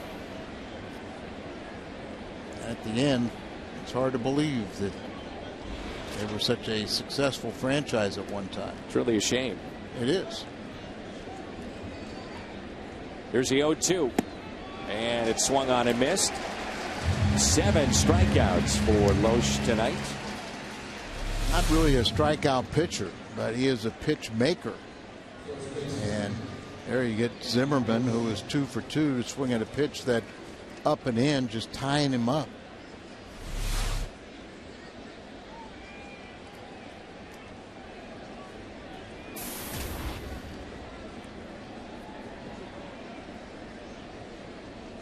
Walk back in the first, and a run scored for LaRoche. He's also flied out to left. Breaking ball and a strike. Another aspect to look at the resume of Kyle Lohse is what he's done on the road this year. He is 7-2. So think about that as well. If the Cardinals make it to face Atlanta. 7-2 this year away from Busch Stadium. Leads the major leagues in winning percentage with that 16-3 mark. Came in third in the National League in ERA.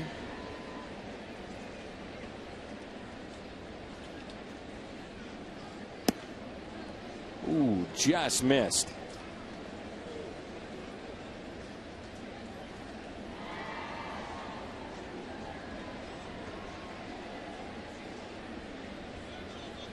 The 2-1 pitch.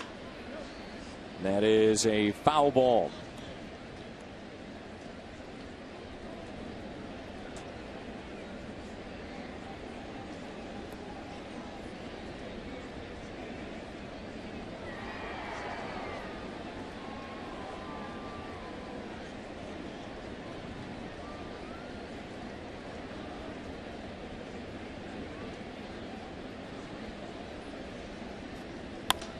A liner and over the shortstop Cosma. And a base hit into left center field. If you missed it earlier, again, one of the oddest grand slams you will ever see.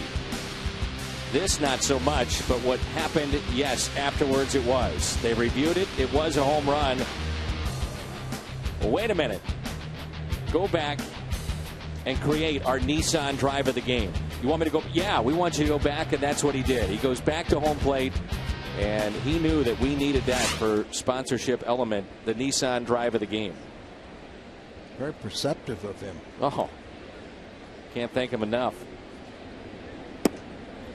That was just plain weird. Now you watch his batting stats, and first he's really put together. So you think that his muscles are bound tight. He holds the bat so far away from his body, and you think you can pitch him in. But they keep on working away where it allows him to get out and get that ball. I'm sure Kyle wanted that pitch right there.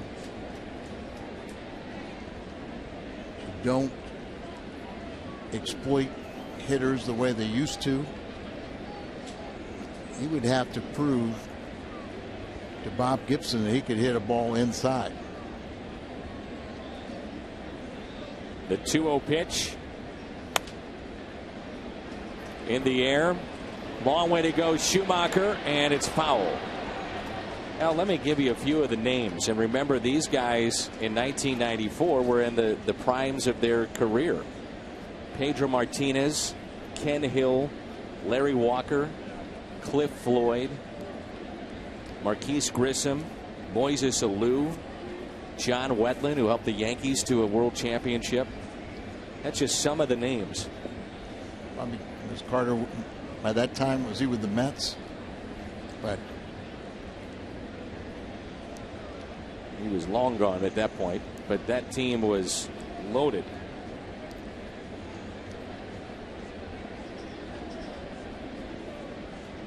Changed the history of baseball north of the border. And think how many good players they had coming through their farm system. Good point.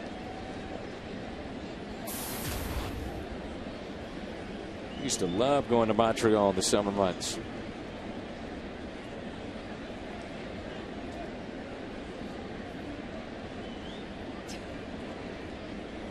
The 2-2. Morse can't believe it. He spins away, and Loesch strikes out the side. That's 8 tonight for Kyle Loesch.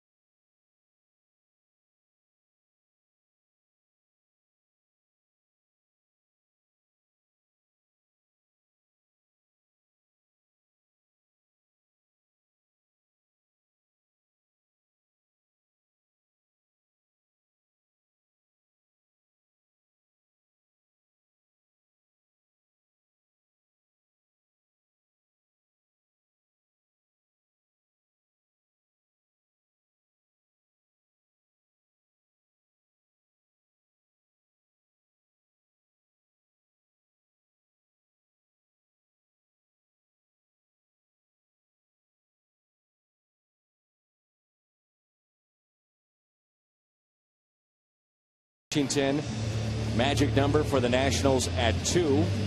So you never know. You might see a celebration here at Busch Stadium tonight. Very well could happen. And then you wonder about the potential lineup that Davey Johnson would put out there tomorrow. He is on record as saying that he would sit some of the regulars once they wrap up the East. There's Cosman. We're in the home half of the 5th. And there's a strike. Well, Dan, the one thing about it is Washington and Cincinnati currently are tied. And home field advantage is at stake. I'm with you. I'm looking forward to seeing Dusty Baker on Monday night. Hopefully his health is holding up and he's feeling okay. Yeah, mini stroke and appears to be okay now. Lost considerable amount of weight, but a very, very good friend, and hope for a speedy recovery. And we hope that he can watch the Cardinals win 3.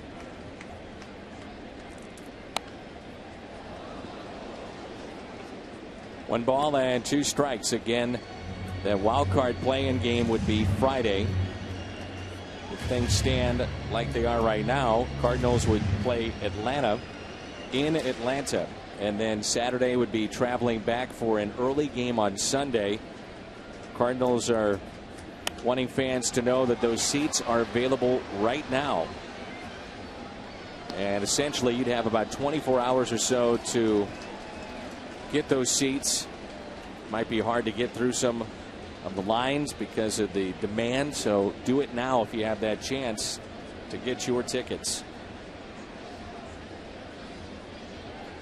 1-2 pitch.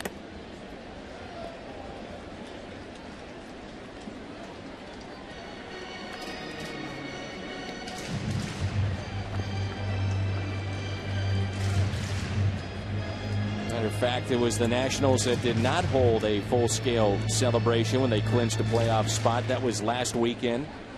Davey Johnson stressing that winning the division is the only true ticket to the postseason.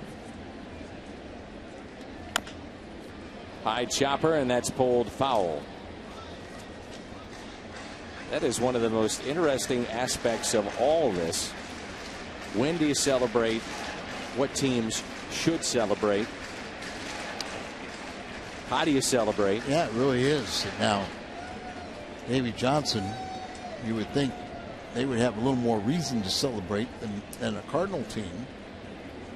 And say if you win the second wild card spot, some people believe you back off a little bit, and then others say, well, what about the first time guys? That could be the only time you celebrate this year. So I don't think there's any right or wrong way to do it. And that's a base hit. Left field for Pete Kozma. Kozma's now hit in 12 of his 18 starts. So again, those postseason tickets on sale right now at Cardinals.com. Tickets start as low as $25. The Division Series tickets on sale at Cardinals.com. You think about Wainwright, Loesch, and Carpenter, their careers against Atlanta. Interesting that Loesch only 6 starts. Wainwright 6-1 against his former team. How much do you think that plays into what Mike Matheny does in 2012? Well, I think you have to pay attention to it, but it'd be more of a tiebreaker. Maybe more your number one thing you're looking at, how you're finishing the season. I think that's also a key factor.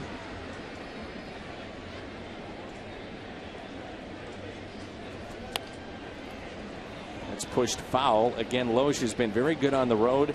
Worth repeating, 16 starts away from Busch Stadium, 7-2. And we harp so much about the home and road splits with Jaime Garcia. If he's going to pitch, preferably you'd like to see him pitch at home. Maybe in this case, best scenario for the Cardinals would be Loesch for his full body of work and also what he's done on the road this year.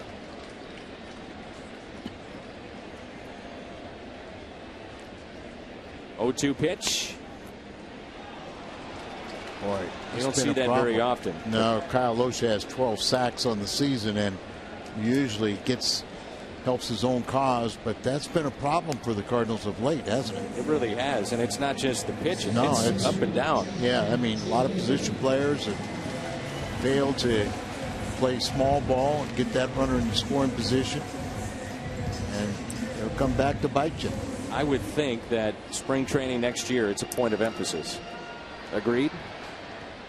Or yes. at least I'd hope so. And I'm kind of surprised that we haven't seen it now and in the current season. You know, best way to get people to pay attention is last thing they liked is doing fundamentals during the regular season, but it'll get your attention, and you don't like it, so you get it right. Here's John Jay, a single back in the third. Called out on strikes in the first.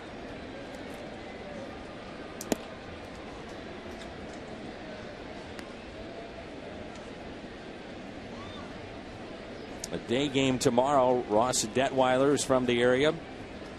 10-7 this season against Lance Lynn, who's 17-7.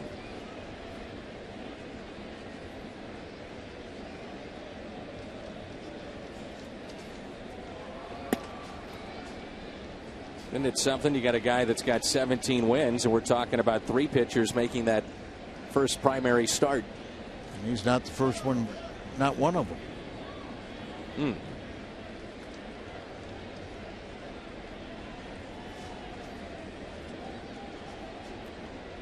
can see Morse playing very shallow and towards the line in left. More towards the line and left than more accustomed seen for the left-handed batter. Put a ball in the right center gap, and he's off to the races. Right. We've seen a lot of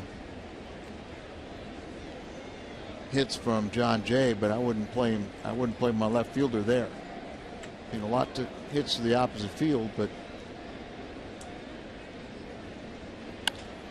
ground ball to short, out at second.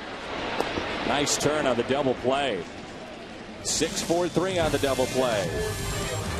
We're through 5, and Washington has a lead.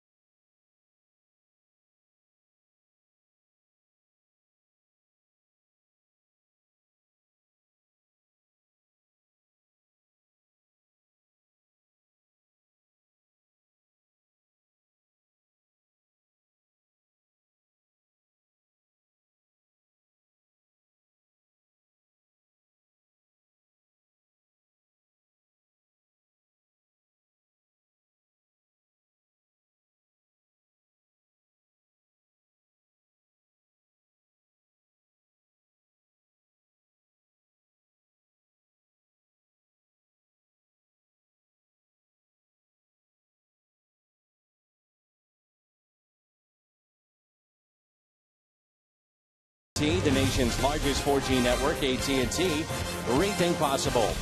By Ford, the official vehicles of the St. Louis Cardinals. And by the state of Missouri Tobacco Quit Line. Call 1-800-QUIT-NOW.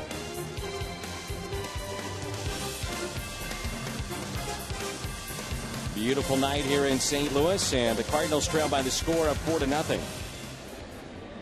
Loesch back to work. Swung on and missed by Ian Desmond. Nifty double play there, turned by Desmond and Espinosa up the middle. They're smooth, aren't they? Yes, they are. Told they have great range, very good defensive players, and ground ball to short. Cosmo, one away. see more and more that infielders, in particular shortstops, being taught to field the ball on the side, Al, as they come towards the plate. The speed of the game is so fast, and Cosma, a guy, and I've told the story before, but growing up just outside Tulsa, Oklahoma, very good player as a high schooler, and he played on AstroTurf and a lot of times sat back on the ball. And the teaching now is to come in on the ball. You have to field it to the side. Quickness, quickness, quickness. Sure isn't the way that infielders were taught in my era. And it's almost like, okay, you play it to the side because if it takes a bad hop, it doesn't hit you, and you're not charged with an error. But quickness is part of that equation, and you can't argue with how Kendo teaches anything, because you talked around baseball, he's recognized as the best infield teacher in the game today. Here's the 0-2 pitch to Espinosa.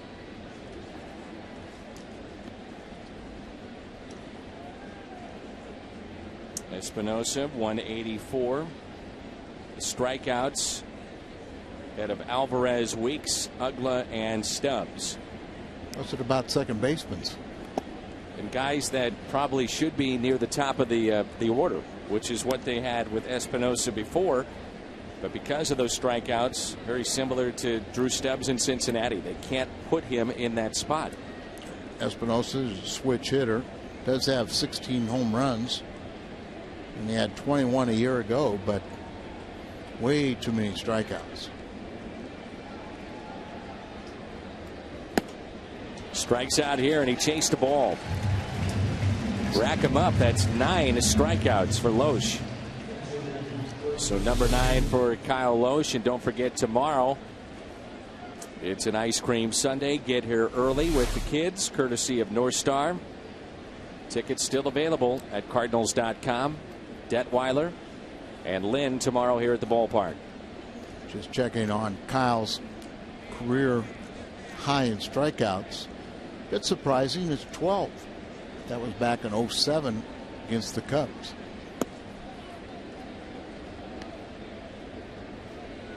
We even heard Kyle talk about one of his name is rumored in contention for the Cy Young, and he's even said that, well, I don't have all the strikeouts the other guys do, and that'll work against me. It's among the league leaders in ERA. Third. And tonight, if he can somehow have his offense come back and win this game, it would be win number 17. He'd go to 17-3, so top winning percentage in the National League. It's already a career high in wins at 16 and a career high in innings pitched. 1-1 pitch. It's sharply out to left and a base hit.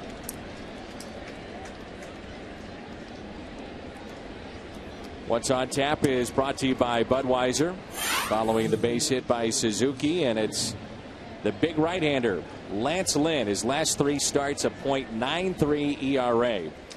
Budweiser, what's on tap? Lance Lynn. I know he's won his last 3 starts, and his last 4 decisions have been all victories. One came in relief, but that ERA gets your attention. Sure does. Zimmermann lines it into right center, and on the run making the catch, John Jay. All right, the Cardinals have Carpenter, Holiday, and Craig coming up.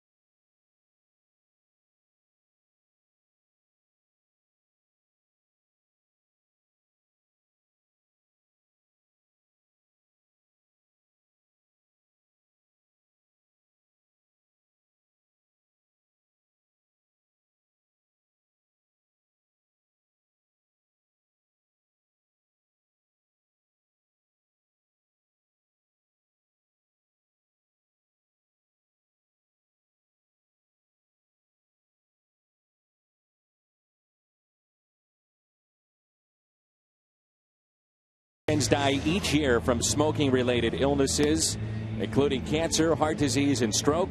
10,000 in Missouri alone. Call the Missouri Tobacco Quit line to quit now. 1-800-QUIT-NOW. A lead of 4 runs for Washington as they move to the bottom of the 6th. They're at Busch Stadium. Jordan Zimmermann, very effective, Al, here tonight. In and out, up and down, changing speeds, and really relying on that, as you talked about, the 4-seam fastball. Well, ever since the Cardinals raked him over the coals in Washington, he's been a very good pitcher. And he's showing it again here tonight. I thought he was one of the best young pitchers. And then he had the Tommy John surgery. Was that in 10? Yes, sir. 10, and then came back last year. So he had a little experience with Strasburg, just watching how they handled Zimmermann.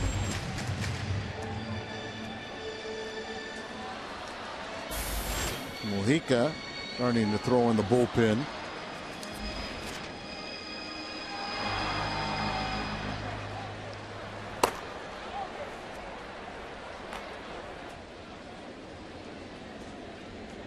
So here we go in the bottom of the 6th. The Cardinals have a total of 4 base hits. They have stranded 4. Carpenter looks at a strike. Matt tonight has grounded out to short and also flied out to left.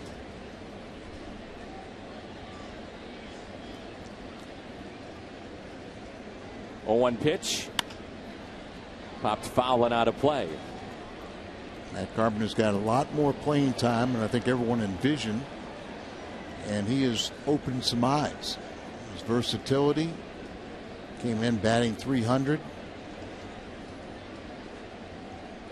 Driven in 45 in his limited play, but moving all around the diamond and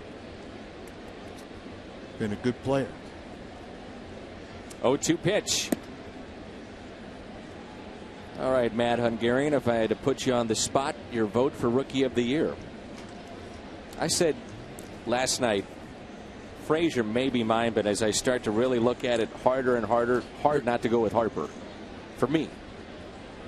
Well, we talked about young catcher, rookie catcher from Colorado. Yeah.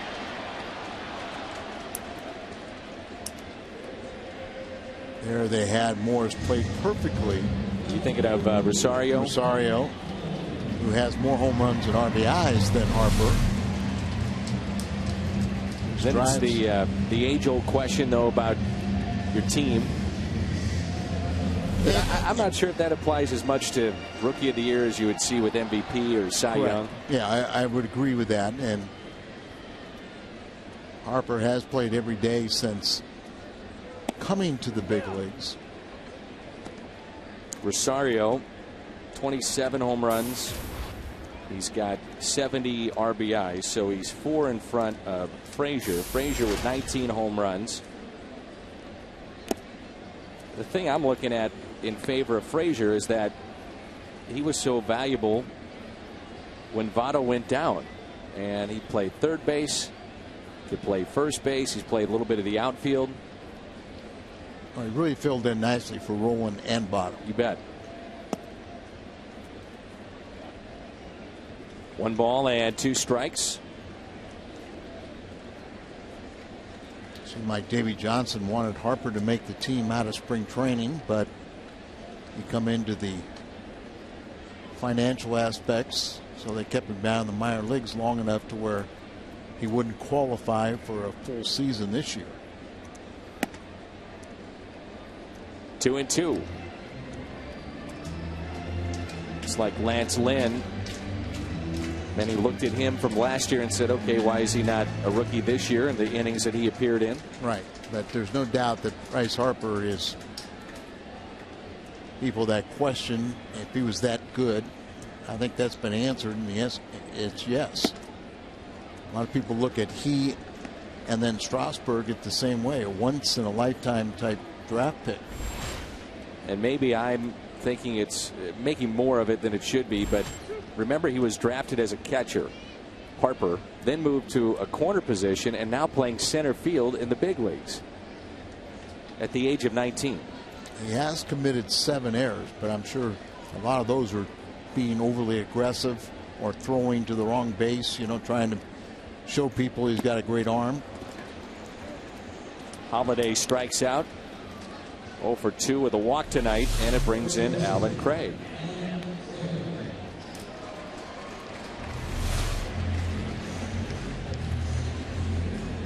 Cardinals really need more than just Alan Craig and Molina. They need to get that Beltran and Holiday back swinging the bat to where they're capable.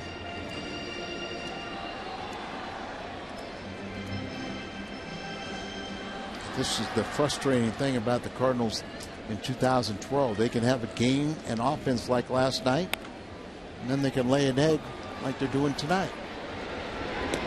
Craig grounds out, and the Cardinals 2, 3, and 4. They go in order. 4-0.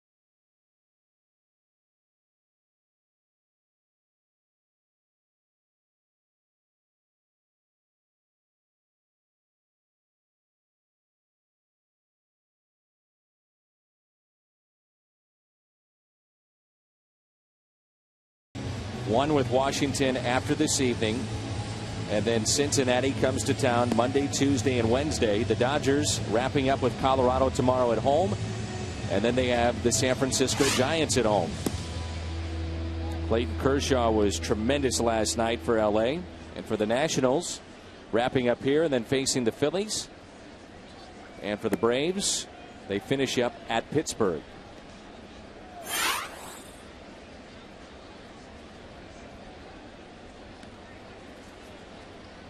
A 4-run lead as St. Louis is trailing.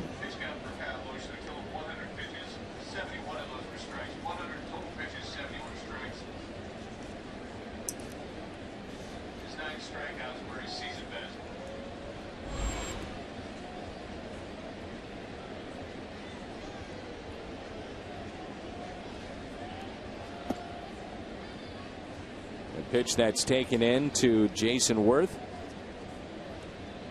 who's hitting .302.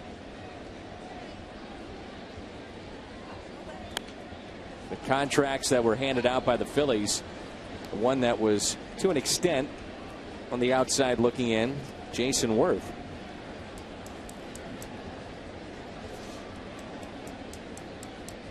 Oh, it's about $126 million. Yes, sir.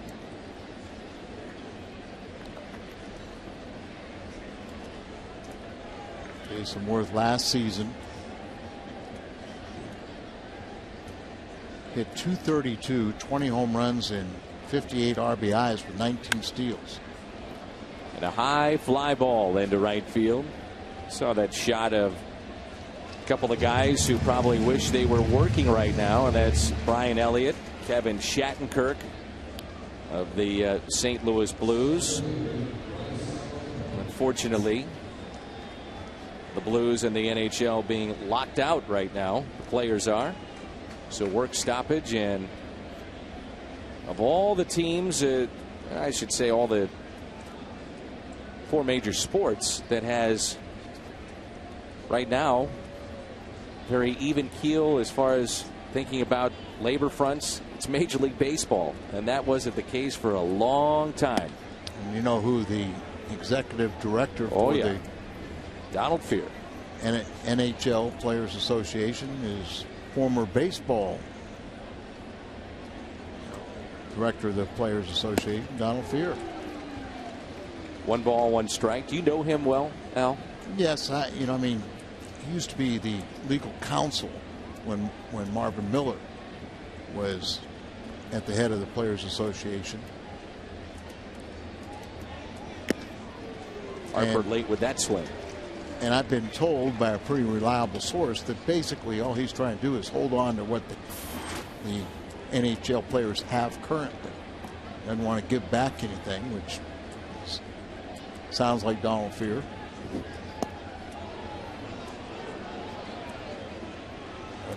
It is nice to see no labor problems in baseball. Pitcher's pitch right there, but the 2-2. It's amazing that you haven't heard about a labor issue between the players and the owners. It's been a situation that was quietly handled the last 2 times behind the scenes to extend the agreement. Oh, really? No reason to have a stoppage. They're all making money. Yeah, the players have it great, and the owners are seeing their values of franchises escalate. Everybody's TV happy. deals recently have made these clubs an awful lot of money. The national TV deals that were recently signed within the last, I believe, 7 to 10 days. Look at that, and then look at the value of the franchises that have recently been sold. Harper slaps it the other way. Nice piece of hitting. And he reaches with a 1-out single. The eye-popping one, the Dodgers. I don't know if it's true, but I saw where one publication, there you see the good piece of hitting. Ball up a little bit, allows him to reach out and just slap it. Almost a defensive swing, but pays off with the second hit. But the Fox deal with the Dodgers, I saw it one time reported at $5 billion. And that would make sense for what the Dodgers did at the trade deadline. As it was explained to me, they said it's a Fortune 500 team. They paid a fortune to be 500. I thought that was a pretty good line. It is.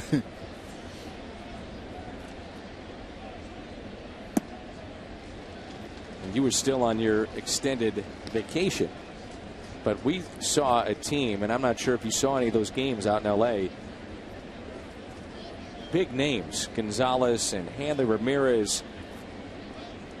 I mean, that's just to name a couple of big names in the middle of their lineup, and it just seemed that it didn't fit. You know, it's just too many big names to come together at a short amount of time, and strikeout there of Ryan Zimmermann, but it just didn't to have that flow that you've been around teams, you know, when they're going to win.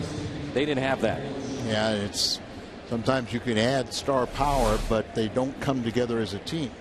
And I give Don Mattingly a lot of credit. He has talked to Ned Colletti, his GM. He talked to Magic Johnson. He called other people around L.A. and various sports and said, all right, you have dealt with big names, guys that have been added to your team. How do you get this all to come together and mesh? You know, to his credit, he said, I don't know how to get this thing going. Takes a big man to do something like that. It does. And Mattingly is a very special person. He was a great player.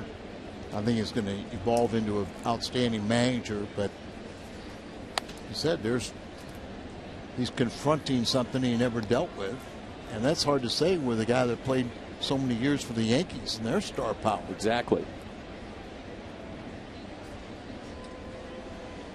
Speaking of the Dodgers, 3 games back of St. Louis. Milwaukee still alive. Cardinals would have to lose every game. They'd have to win out.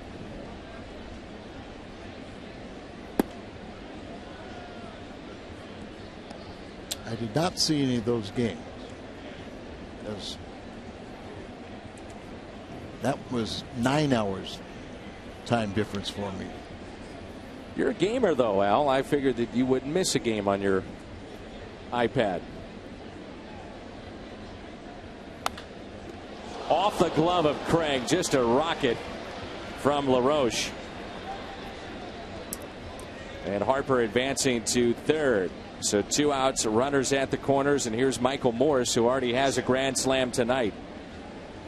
It's a base hit, and within inches, it could have been a double play. Well, you only needed 1 out with 2, but I mean, got a glove on it, but just couldn't hold it. It's at the tip of the glove. LaRoche's second hit, his 3rd time on base, and that hustling Harper goes to third. I have a nice note here from Mike Kane. Mike giving his buddy a little trouble. He says, please wish my friend Rob Eisenbarger happy 60th birthday. He has not aged well. So happy birthday to Rob Eisenbarger, 60 years old. 0-1 the count on Morse with runners at first and third. Outfield is deep. Already a 4-run lead for Washington. Quickly 2 strikes as Mujica initially was fantastic, but then the workload really piled up. I wonder if that's taking a toll on his final couple of games down the stretch. Well, you go out there repeatedly, you're going to have a game where you're going to struggle a little bit, but got him. Strikeout for Mujica. Picks up 2 in the inning, and it's time to stretch.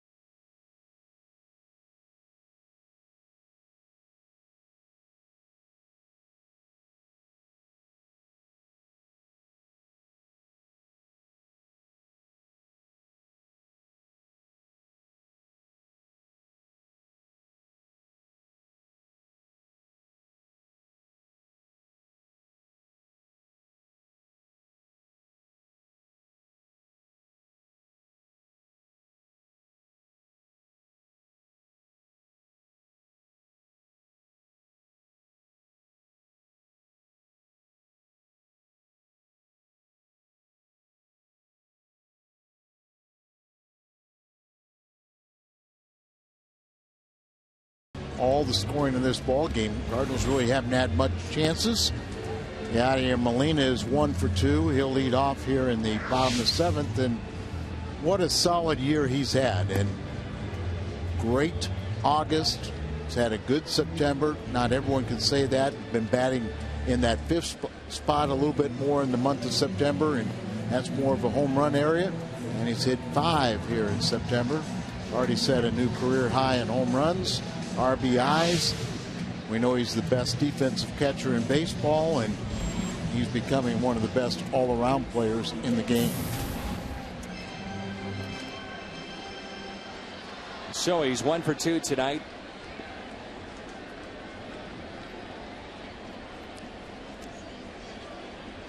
The out was a line out to third, and that's popped foul and out of play.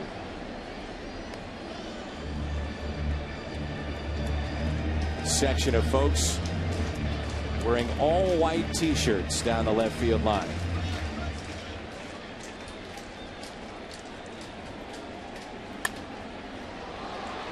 High fly ball out to center. Harper is under it to make the catch.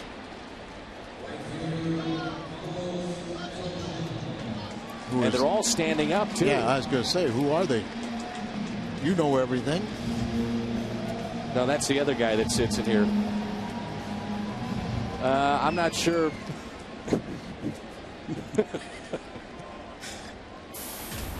I'm not sure who that is. But I was talking about the cat. They're all standing up. See, when I said something like that, you could take it as the cat. Say Rick. Your maybe alter ego. Maybe just look in the mirror. Oh, Danny. I'm the one usually digging out of them. I know. I was going to say, though, we should send the cat over there. And they're holding up T-shirts now. And signs, it looks like, too. Here's a 1-1.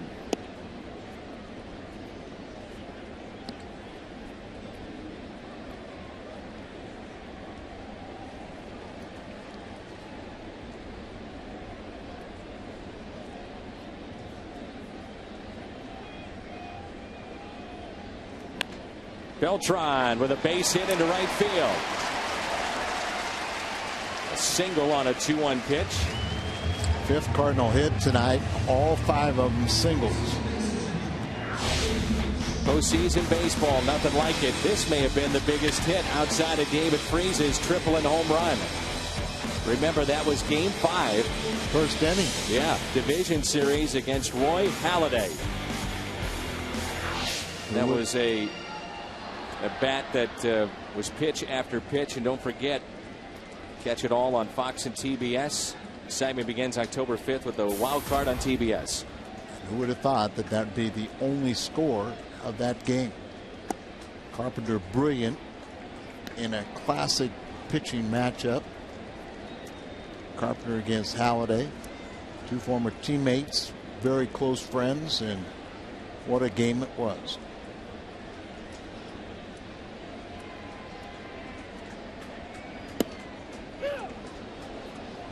Where's the rally squirrel? Skip is up. Squirrel was up when Skip was up last year. And ended up on the rings. We did have a game in San Diego where there was a fan that ran onto the field, and I had mentioned to Rick that I thought this may be this year's version of the rally squirrel, and Rick was concerned about how to put that person on a ring.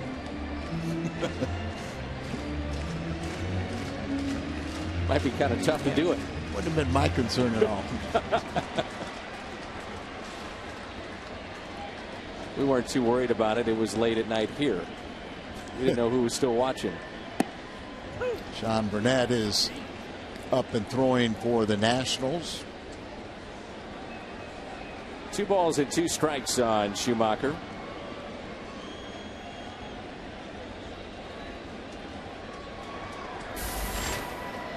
One of many Pirates that they have in their bullpen.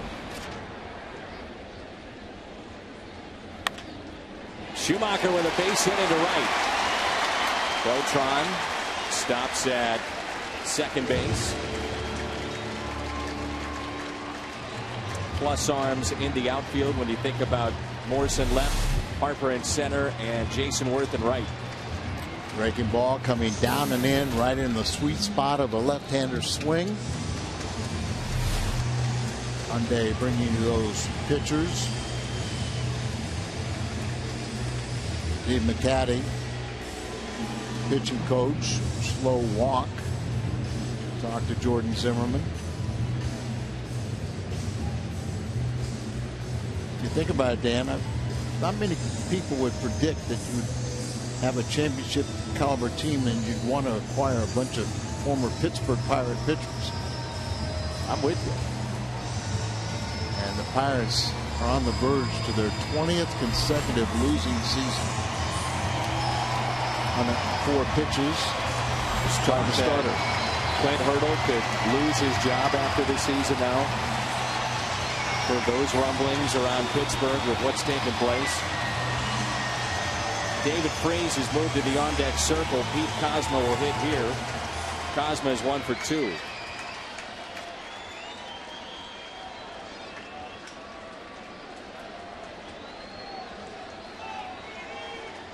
One out, runners at first and second. And Zimmermann thought he had strike one. Kozma has one of the 6 singles by the Cardinals tonight.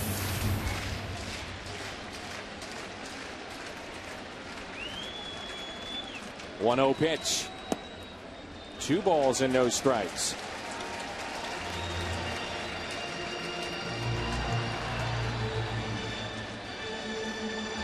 Kind of going on fumes, and you rely on an umpire to help you out a little bit. Borderline pitch, and it did not go Zimmermann's way.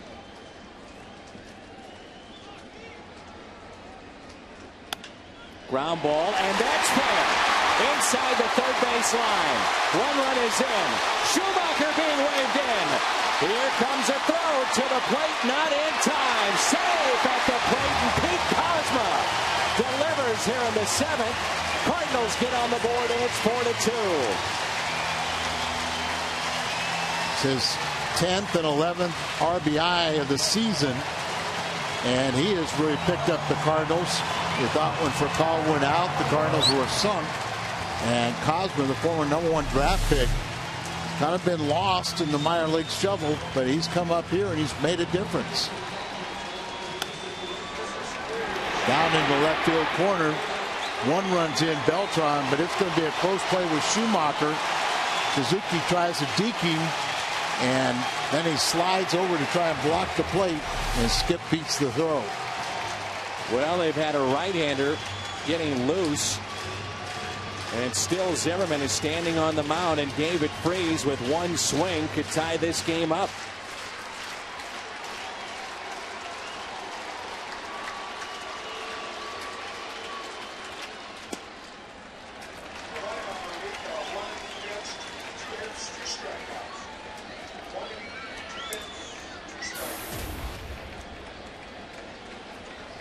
Freese with 20 home runs.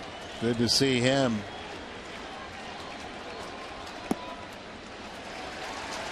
Two balls and no strikes. On the season, David as a pinch hitter is hitless 0 for 7, but 2 for 2 against Zimmermann. With a home run. I don't know about you, Al. I'm a little surprised that we're seeing Zimmermann face Freese in this spot. His pitch count at 108. They do have a right-hander, but he's really pretty much just standing there because you got a couple left-handers after Freese. It is a bit surprising. The 2-0. So one way or another, you get the feeling this would be it for Jordan Zimmermann with those lefties coming up. If he walks him, and it is 3-0, I'm sure Zimmerman's out of this game. Davey will go to his left-hander Burnett, but we'll see if they pinch run for Freese, which I would suspect they will.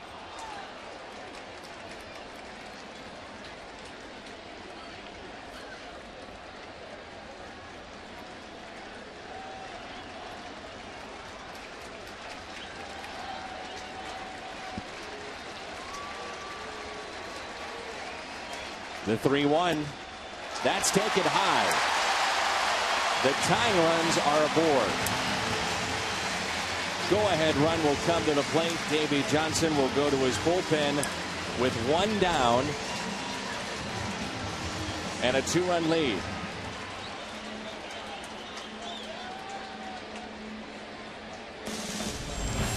We step aside as the drama builds here in the 7th.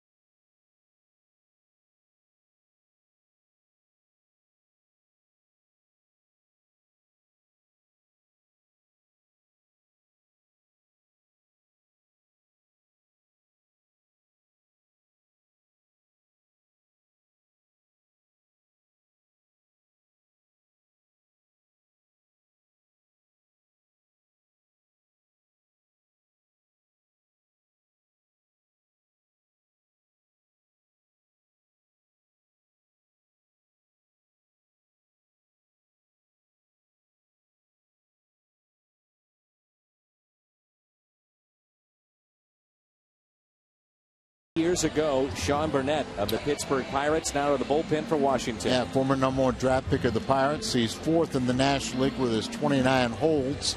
He's got a 2.44 ERA. That ranks 3rd among left-handed relievers that worked at least 50 innings. 2nd on the all-time list. See the key base hit by Cosman, driving in 2.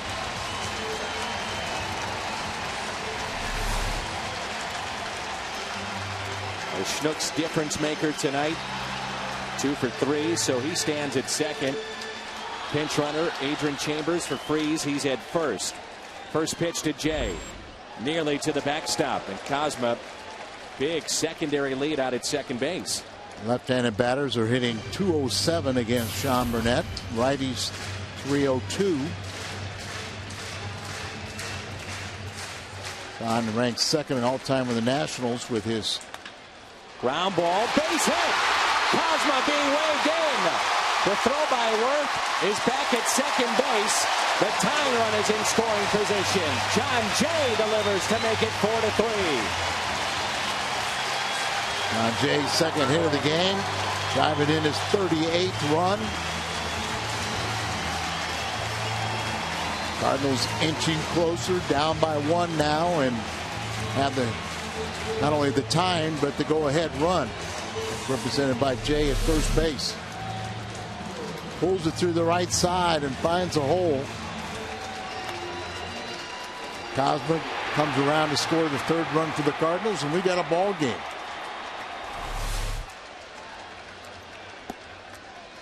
It's another lefty-lefty matchup here. Cardinals love Matt Carpenter in this kind of spot. A lot of lefties struggle in this spot. He's very good at hanging tough against the lefty. There's a lot of guys, and one of the good things is he does not give with his front shoulder, and he hits a lot of balls to the opposite field. 1-0 pitch. That's tapped foul.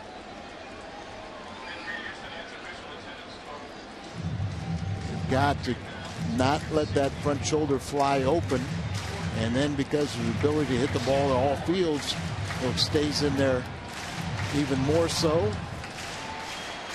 he can hang in there and hit the ball the opposite field if it's outside. 1-1 is a foul ball. Home Depot doing more on defense, and Matt Carpenter a couple of plays just like this, having to come in, make the play on the run, and twice he made those plays. Start at 3rd base with Freeze coming off the bench. Go back to this offseason, he realized that he was going to need to become more versatile if he was going to make this roster, and added left and right to his resume, and the ability to drive the ball was a key adjustment he made in spring training. Mabry and McGuire suggested that. Some of the fans, over 42,000. 42,264 tonight. 42,264. Some of them on their feet. There's a play here in the home half of the 7th. This has got to be the inning where you strike, because 8th and 9th innings for Washington can be awfully tough. Tyler Clippard and Drew Storn both can close games out. 1-2 pitch. Carpenter broken bat, and that's foul.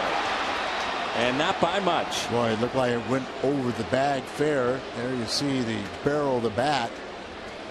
That went out to the outfield grass right behind the 2nd baseman. You're right, Al. That wasn't foul by very much at all.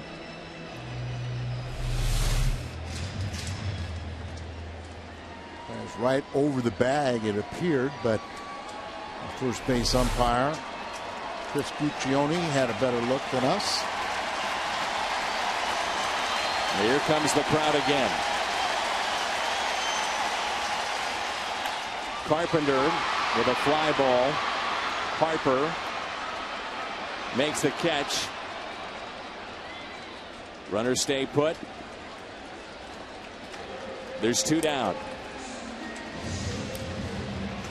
Will Davey Johnson go back to his bullpen? Matt Holliday will be the hitter. Sean Burnett was a starter for a lot of his career, and he will go to the bullpen. He won't leave him in for Holiday.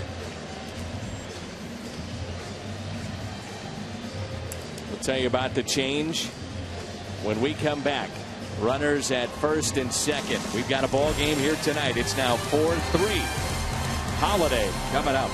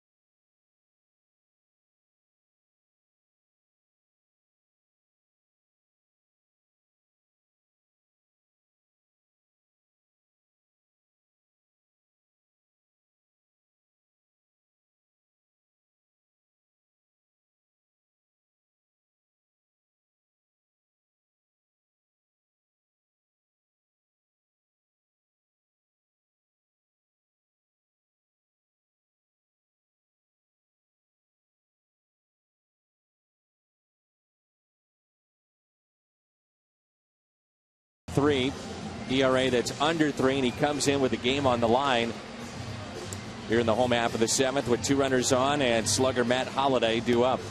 Had a very good first half where his ERA was under 2, and in the second half, since the All-Star break, just a shade under 4. Throughout his Matthews' career, 63% of balls in play are ground balls. There are 2 outs, but they're trying to get the 3rd one, and Matt Holliday with 101 RBIs is trying to tie this game up or give the Cardinals a lead. Matthews, if you're wondering, has allowed 8 home runs this year. The fastball taken at 91 upstairs to Holliday. That doesn't compute with all the ground balls, does it? No, it doesn't. Surprised me a bit too to see that Matthews spent time with Texas and now with Washington. Here's a 1-0 pitch. Holliday has just been a little bit off tonight. Runners in scoring position. Looking at last series, what the Cardinals have done this series. Different story. Really? 1-1 pitch inside. 2 balls and 1 strike.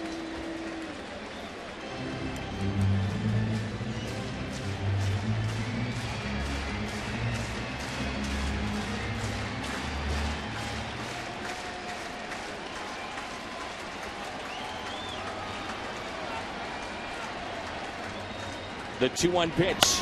Holliday in the air. Right field. Cardinals will strand 2, but they pick up 3 in the inning. They trail by a run as we head to the 8th. It's 4-3.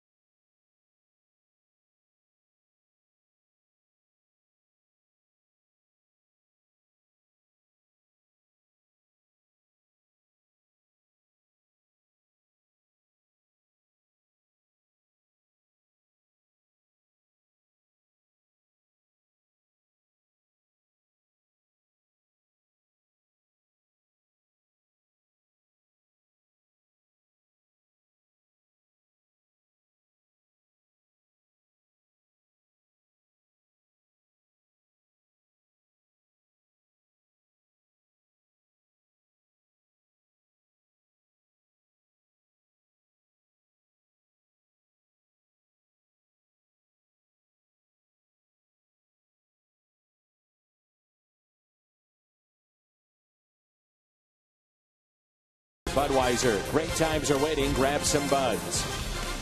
And by Taco Bell. Taco Bell. Live Mas. Stan the Man statue, the main entrance of the ballpark, and it's 4-3 in favor of the Washington Nationals. And Mitchell Boggs, Al, is into the ball game, and he's had a tremendous 2012 campaign. He's got a career high 76th appearance. That's 4th in the National League. 33 holds. That's 1st in the National League. Through his 5th straight scoreless outing on Tuesday at Houston.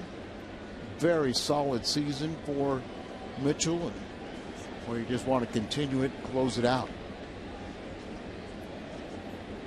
They have a very good bullpen, the Nationals.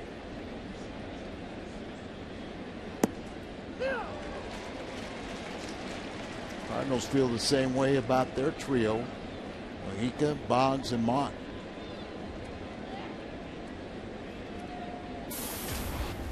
Ian Desmond. Outfield is straight away. Desmond has grounded out to short, flied out to center, and also a strikeout. And I heard you talking about a little mechanical adjustment that Mitchell Boggs has made, and the way he's throwing right now, the way he positions himself in the stretch. A couple things, it's very deceptive. You don't see the ball, and by standing the way he does, he really keeps his body from spinning off towards falling towards first base, and has him going directly right to the plate. And it's much easier to stay on top of the ball to get that good movement. Just blows it by him at 97 miles an hour.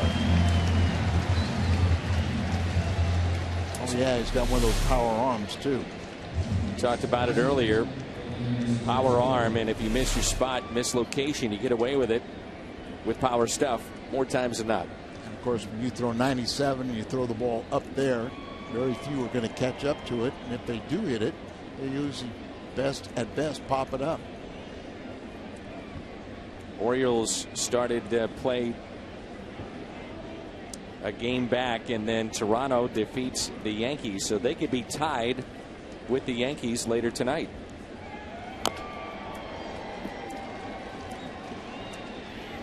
Braves win. That's a final 2-0. So their lead, the Nationals, as we speak, 3.5. No celebrating tonight.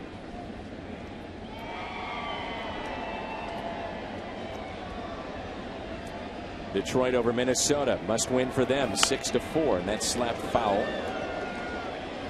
How about Oakland? It's another walk-off extra inning game for them. 7-4, they beat Seattle. White Sox lose, so Detroit winning puts them up by 2 games over the Chicago White Sox. Yeah, back to 2 games up. The Angels in Texas were postponed today. Wow. So they got to play a doubleheader tomorrow.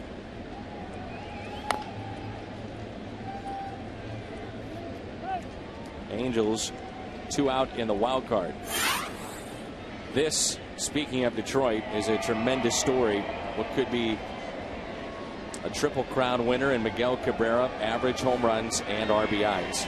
Last time a Triple Crown winner was in the American League with Yastrzemski in 1967.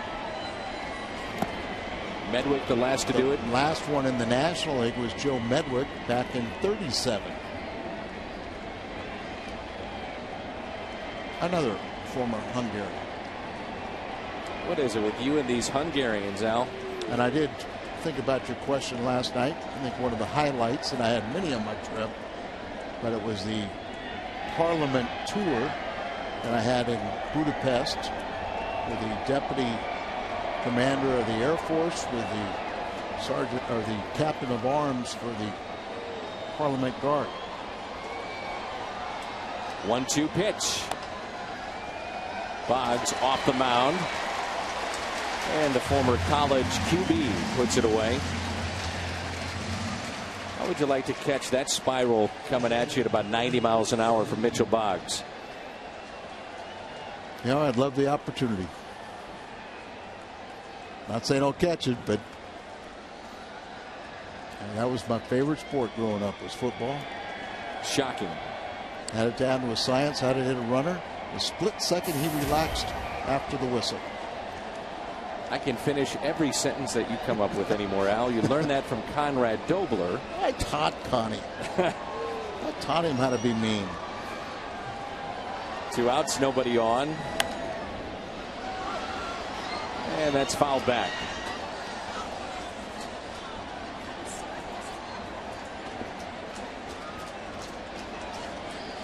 We were asked tonight if we've ever had a baseball make it into the booth. At Old Busch Stadium we have. At this Busch Stadium we have not, but that was awfully close. Here's a ground ball that's hit to short. Kozma up with it, and he makes the play.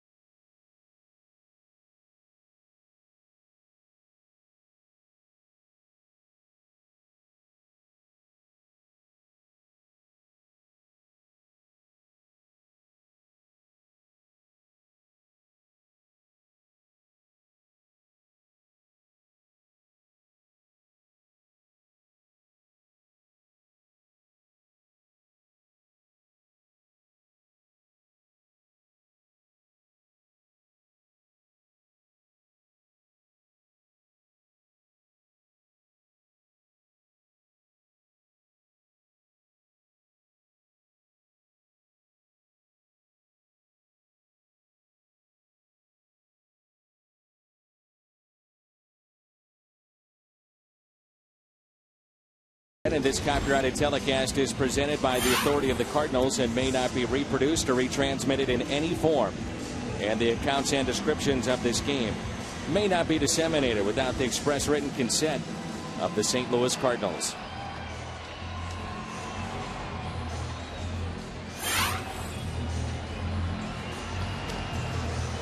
Here's Tyler Clippard, who is at 32 saves and 37 opportunities. And many of you are, I'm sure, wondering why is he pitching in the 8th? Well, they have Drew Storen. The back end of their games, Clippard, the odd delivery to the plate, and he possesses a nasty changeup. One of the best in baseball. He's got good stuff. Big strikeout pitcher. He's the 3rd national with at least 30 saves. He has 367 relief strikeouts since 2009. That's second best in all of baseball. He's the Nationals' all-time leader with 75 holds in those 367 strikeouts. So Davey Johnson very comfortable with his dual closers.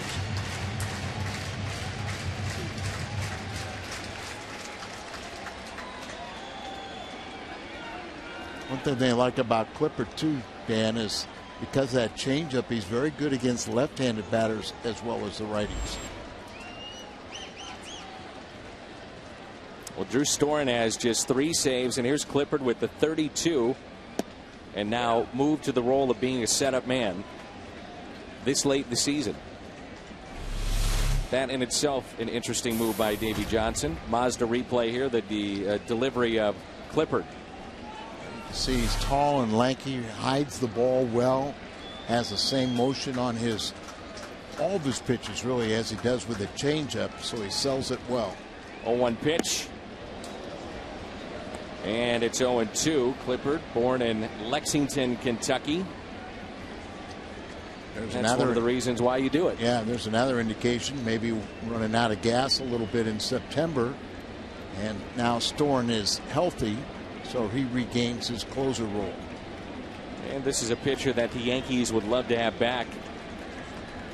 They traded Clippard to Washington. The Nationals then moved him to the bullpen, converted him into a relief pitcher. 2009, he was an all-star in 2011.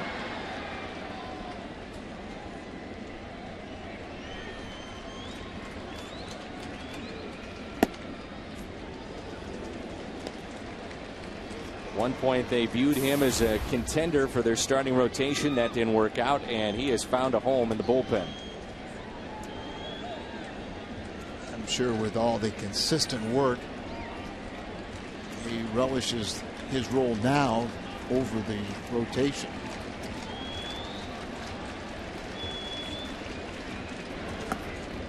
There's the changeup at 81, and you've got all those arms, you know, the action coming towards you, and kind of rocks back. The glove hand is in the air, going then towards the plate.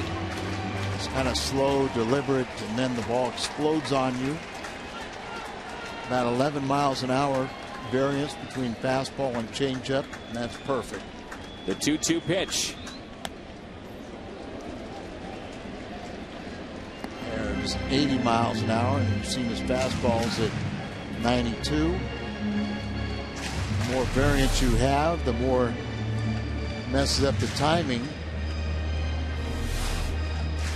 Ideally, he'd like to get that changeup down in the zone, but Cardinal fans want to see it deposited in the seats.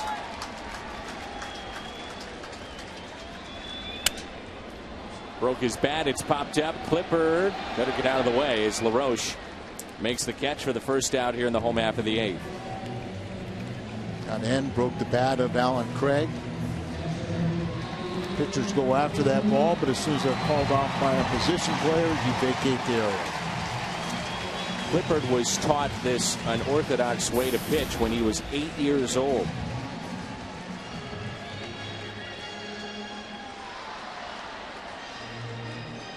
They call the delivery that you'll see here the funk. But his dad taught him this, to really use his glove hand as a way to hide the baseball, distract the hitter, any way to deceive the hitter. And it stayed with him all the way to the big leagues. That's remarkable in itself. It really is. 1 out, nobody on. The pitch to Yachty. He was trying to tie it up. It's like Tim Lincecum.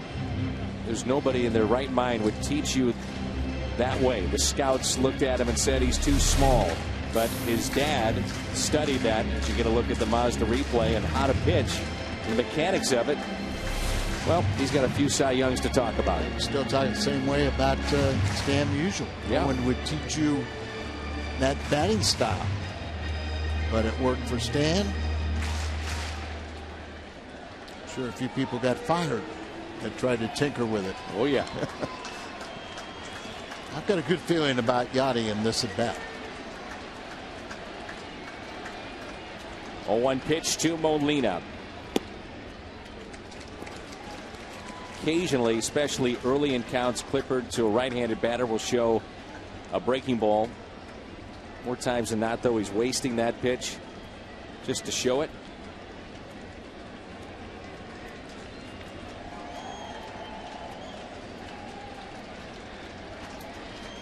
One pitch to Molina.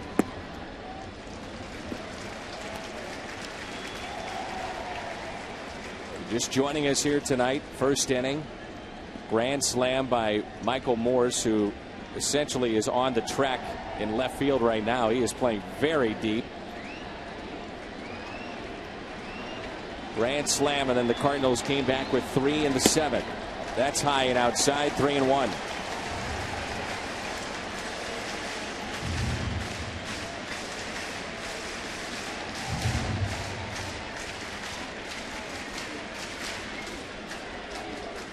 make it come true for Mr. Raboski here. Why not send one deep? 3-1 pitch. Strike to Yachty. Count runs full. I thought this was high. It is at the top of the strike zone.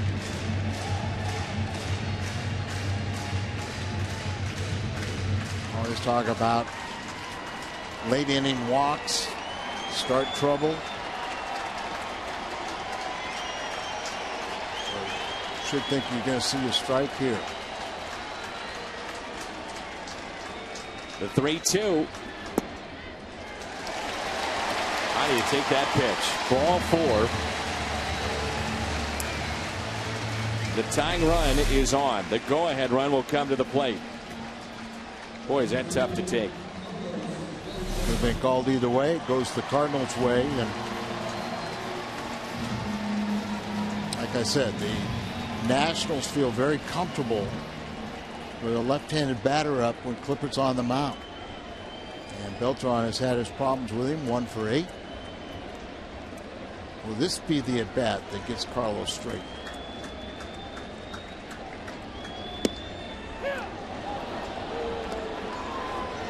You don't see him bark at an umpire very often. He had words here with the home plate umpire and a high strike. So important, that first strike on a hitter. Short lead at first, and the 0-1 pitch on its way. Now he's in the hole, 0-2. You can't let the first pitch affect the rest of the bat. The pitch was in the strike zone, and Carlos wasn't ready for it. I mean, very, very deep, no doubles defense, nothing over your head that stays in the park. Give up a single in front of you. The 0-2. Beltran sharply to short. It's a double play ball. 6-4-3. Hit it right on the button and right into a double play. 4-3 Washington.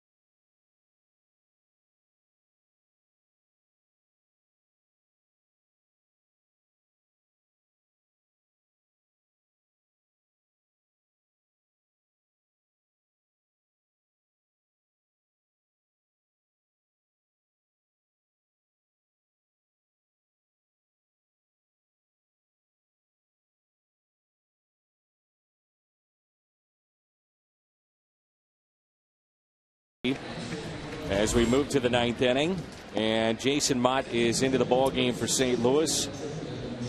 How about that? 40 saves for Jason Mott this year. Record of 4-5, 2.86 ERA. Down by a run at home. The Cardinals go with their closer to make sure it stays by a run and a chance to tie it up or win it in the bottom half of the ninth. He needs work either way. Jason Mott has not pitched since Chicago. And of course, on Monday, he was named the National League Player of the Week. He's tied for the league lead with his 40 saves. He's just had an outstanding season, but maybe we can get him a win. Chad Tracy at the plate, 97 from Jason Mott. Let's take a look at the arm angle for Jason Mott. He has dropped it slightly, and this replay is brought to you by Mazda.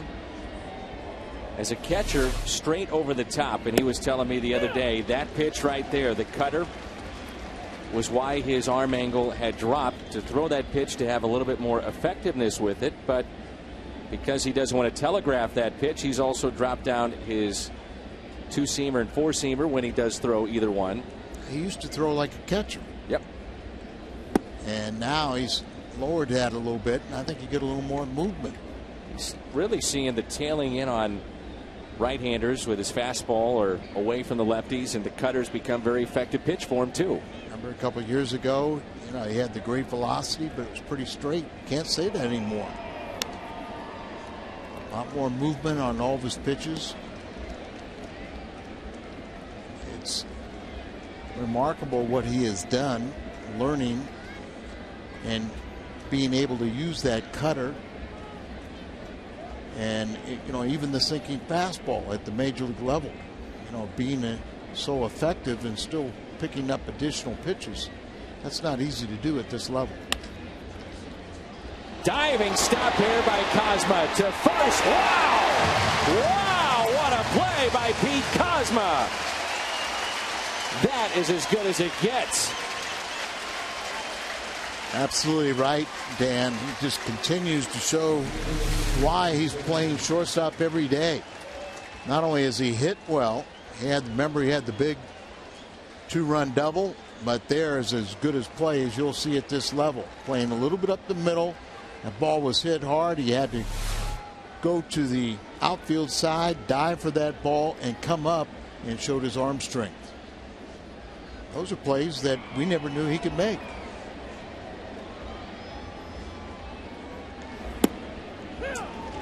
A concern at times for Mott coming into the season. You hear scouts say that lefties could have their way with him if the cutter was ineffective. Well, it's been very effective this year. He's able to get that in on him. Lefties this year, now they're hitting just 119 against Jason Mott. Righties haven't been much better, but the 119 against Mott really stands out. 262 with right-handed hitters. Actually more effective against the lefties than the righties. I'm kind of thinking about what you just said, and I never would have thought he would have trouble necessarily against left-handed batters. Still have to catch up to that fastball too. So 1 ball, 2 strike count, and you throw the cutter.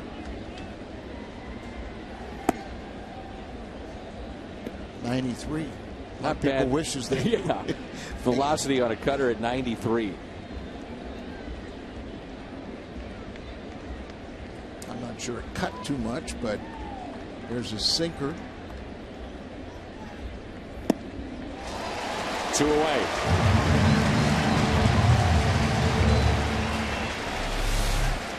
Watch this ball. There's that little movement coming right back in on the hands of a right-handed batter. And that was at 94 with a sinker. Prior to that at bat, Jason Worth was 4 for 6 against Mott, and now here's a matchup that we saw in Washington. Harper faced Mott twice and struck out both times, and both times when he struck out kind of glared back at Mott.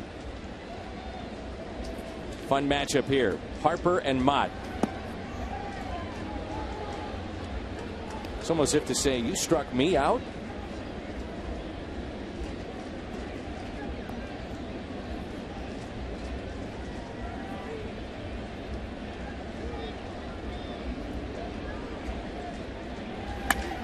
Fights it off out to left, and that ball will get down. He's hustling all the way, and Harper trots into second base. His third hit. A double to go with the 2 singles. Maybe he didn't believe that Mott couldn't get him out. You got to believe in yourself before anyone else will believe in you. And ball up just a little bit, plugs the gap out in left center.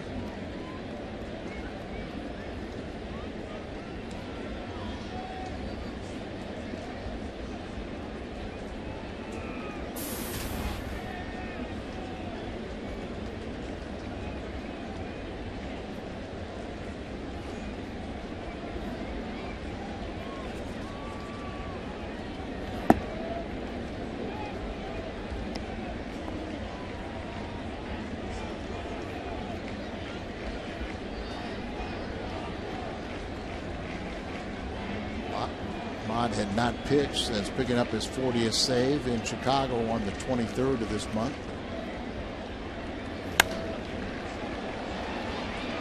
Out to right.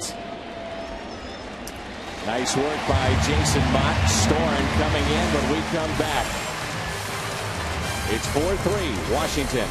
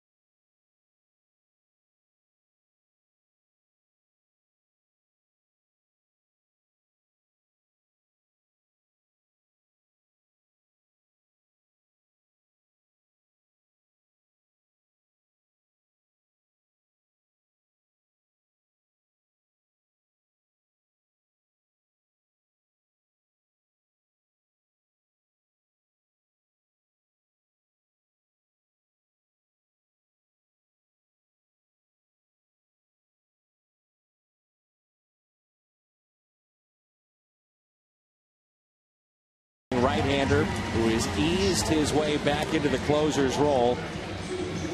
And Storm is a guy that can blow people away. He has 23 strikeouts in 27 innings. Opponents hitting just .211 against him. Yeah, and he missed the first 89 games with bone chips. And last season he was outstanding, tied for fourth in the National League with 43 saves. He missed all that time, then he kind of eased his way back in. His last 21 appearances since August 17th, he's walked 1, struck out 16, and posted a 0.50 ERA.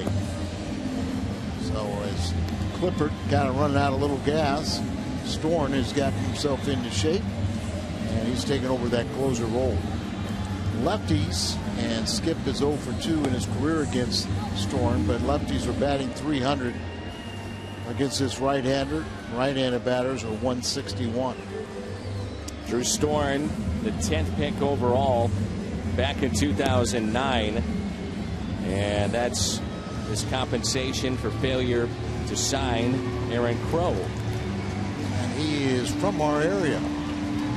He's from Indianapolis, and his dad actually works in media.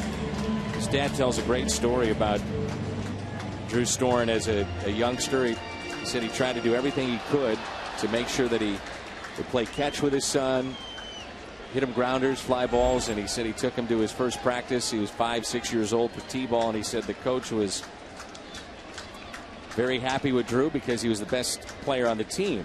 Although Drew wasn't happy, he was in tears. As Schumacher, the first pitch, flies to left, and the catch is made.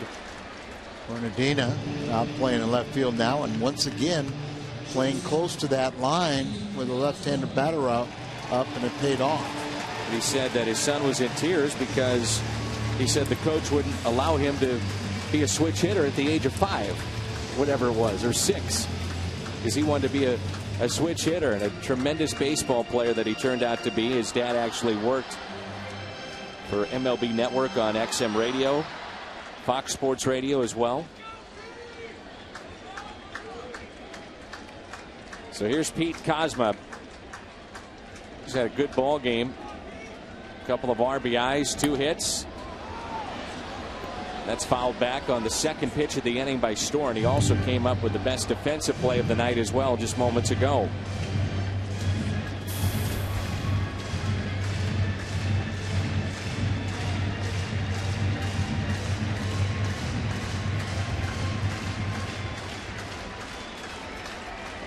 Kozma up to 295. Biggest hit for the Cardinals. He's got 2 hits in this game. But we're looking for more.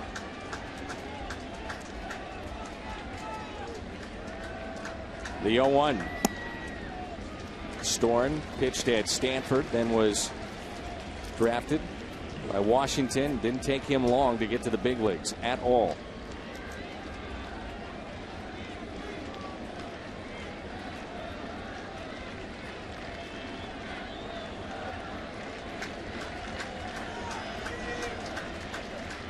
Originally drafted by the Yankees, didn't sign, went to college, and now pitching in the big leagues with Washington.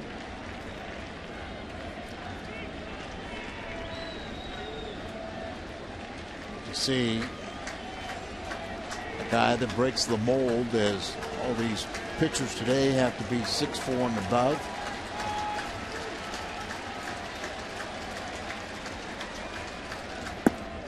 And he weighs 170 pounds. Yeah. But he pitches a lot taller and bigger than his stature.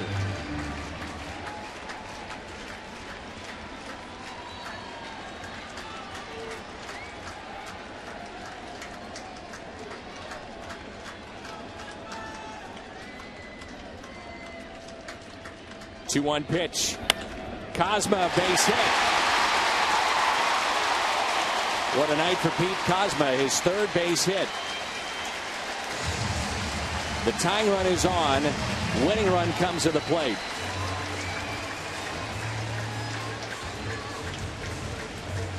Kozma moved from 295 to now 306 with his 3 hits tonight.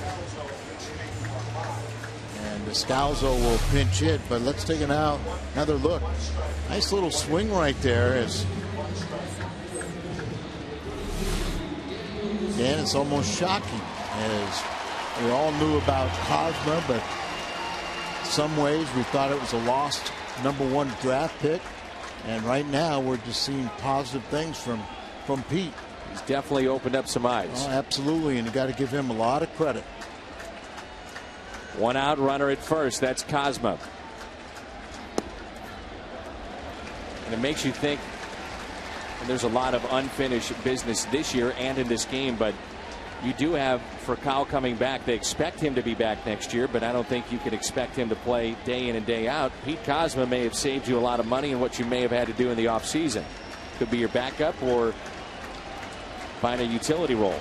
Well, you also open up a little competition that brings out the best in players. That's a base hit into right. Kozma to second. On his way to third. The tying run at third. Winning run is at first.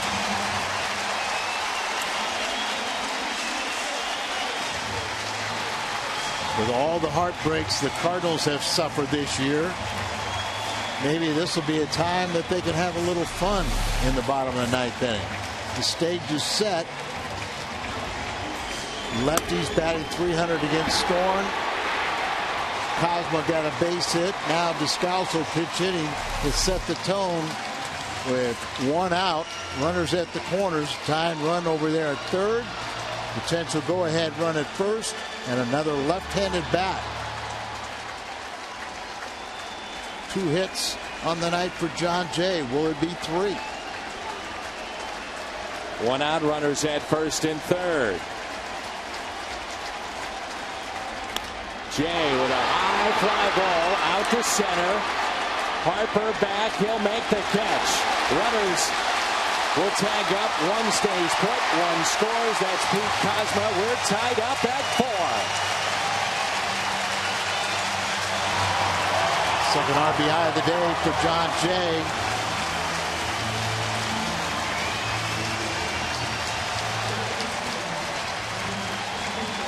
They've tied this game, but can they win it now with 2 outs?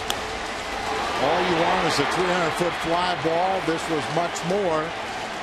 Scalzo did not tag up, so he's at first.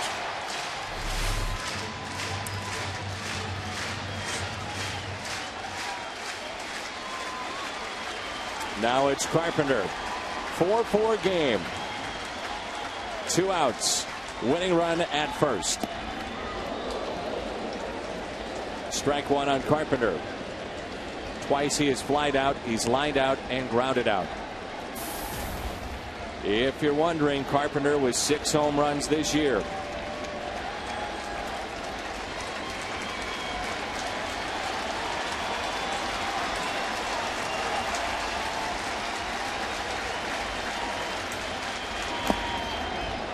Two strikes.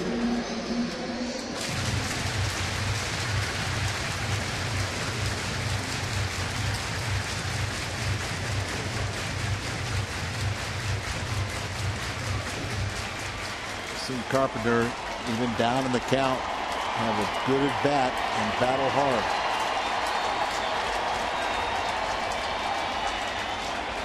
Got a good idea of the strike zone. Doesn't expand his zone very often.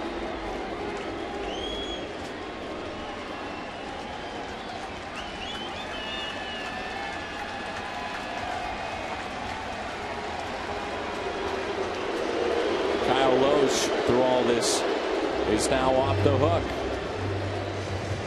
Kyle had the bad first inning, but give him some credit. He hung in there those 6 innings and gave his team a chance. The bullpen has been strong tonight for the Cardinals.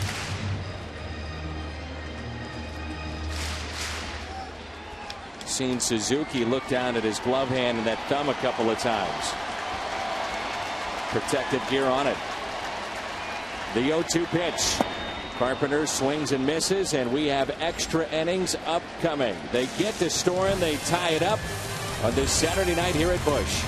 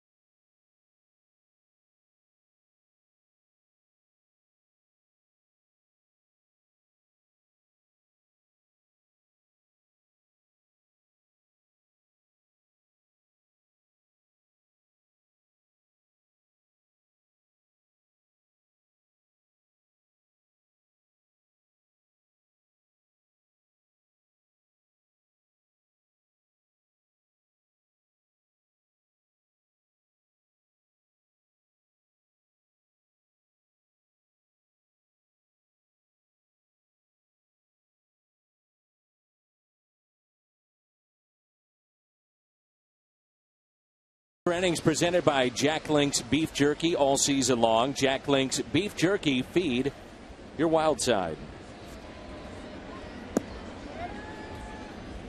Cardinals in extra innings this year are 6-11. Washington, different story at 12-7. Cardinals went trailing after 8 innings, 4-56 this year. 4-56 as Sam Freeman is the new pitcher, and the Cardinals 11-3 when you see the trio, Mujica, Boggs, and Mott all pitch. And usually what that means, the Cardinals have a lead too, and it's 7, 8, and 9. And that's why they have been so efficient. The youngster at the University of Kansas told me they had a bye today. I said, well, that saved you. Ouch. That was from Mike Helling, who's not here. The pitch is taken by LaRoche, Mike Helling, our producer, and KU graduate. And Sam Freeman from the University of Kansas this year made his major league debut the night that we saw baseball history in New York at Citi Field with Johan Santana. Through his no-hitter against St. Louis, it was Sam Freeman who made his major league debut that night. I saw in that game he couldn't throw strikes with his fastball, but he had a pretty good little breaking ball. And since he has come back up as a September call-up, he's pitched very well, and Mike Matheny's shown great confidence in him, and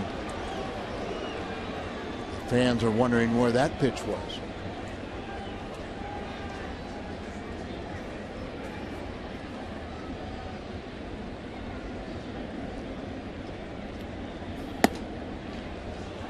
Wow. 4 straight leadoff walk.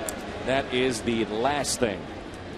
I mean, the last thing that Sam Freeman wants to do here in this ball game after the Cardinals have just tied it up. And I think in some ways he's wondering where the strike zone is. I mean, Bernardino went in for defense, played left field. So his first plate appearance. Be tough to double up. Very good speed, but we did see him homer last night.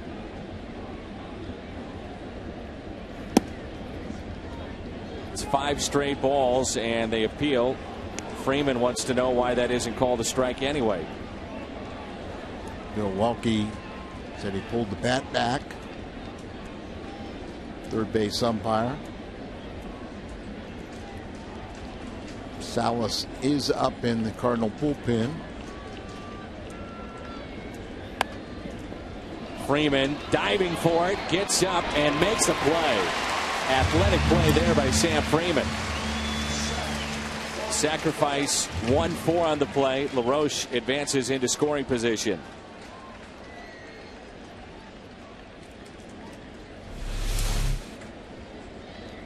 Sam, very wiry body, and he pounces on this ball, dives for it, and gets to his feet and gets the out at first.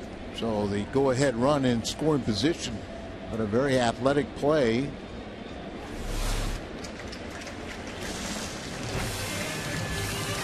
Salas coming in.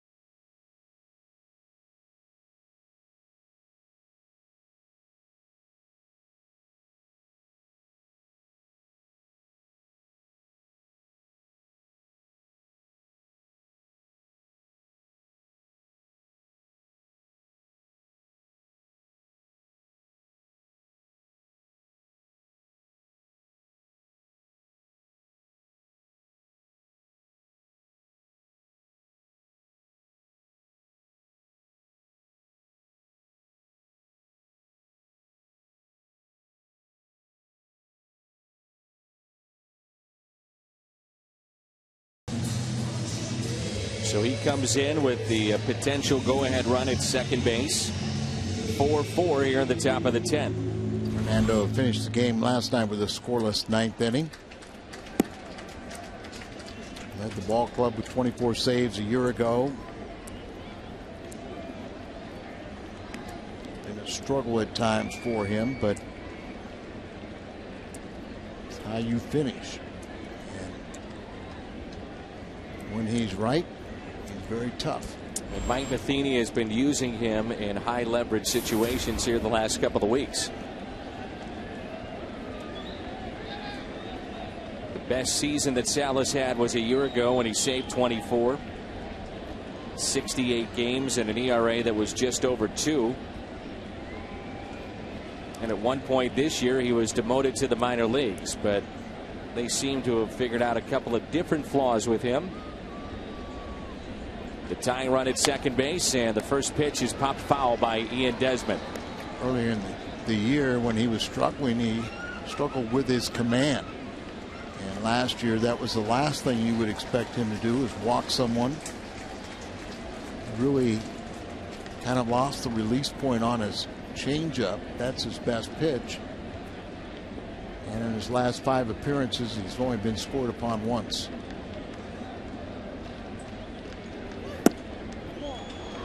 Where's that pitch?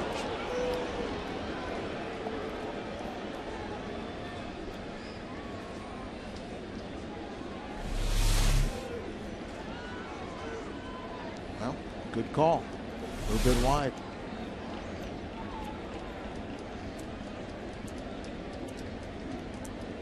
Pirates win tonight, 2-1 over the Reds. 1-2.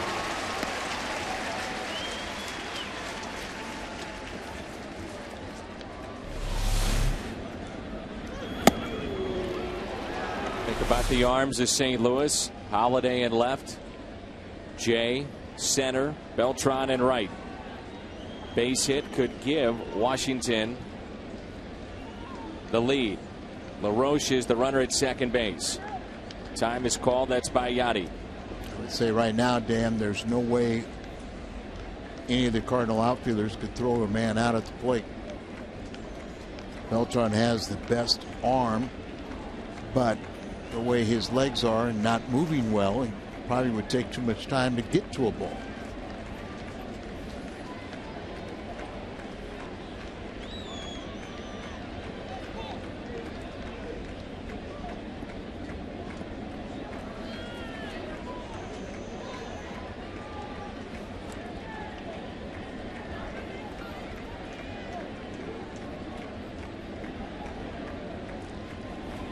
One-two pitch to Salas.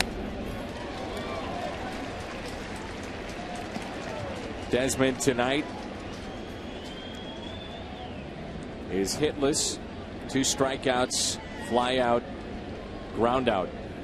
4-4 game. Go ahead run at second base. Washington got their 4 in the first. Grand slam by Morse. Cardinals with 3 in the 7th and another in the bottom of the 9th. The 1-2 pitch from Salas to Ian Desmond. Time called again. Salas could have stepped off right there, as saw the second base runner jockeying a little bit and took too much time. Time called by the batter. And the Scouts will pay a little more attention to the runner at second. Wow. Now, sometimes Yachty sets up outside, but he is hitting his target.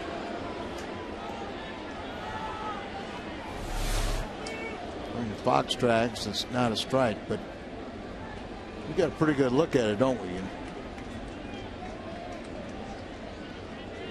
Yachty may be doing something smart here. Don't let your pitcher get upset with the strike zone. That's what also added to it. We've had both sides not happy with the tight zone. Then you have the crowd reaction of 42,000 plus. Molina holds it there. Then Salas layers back in, thinking he had strike 3.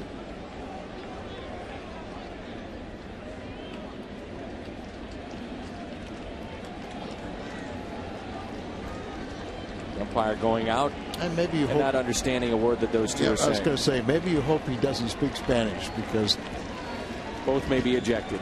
I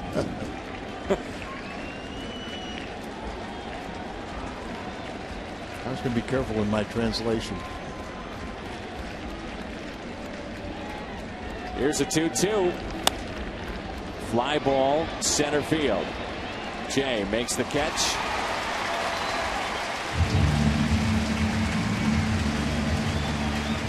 Two down.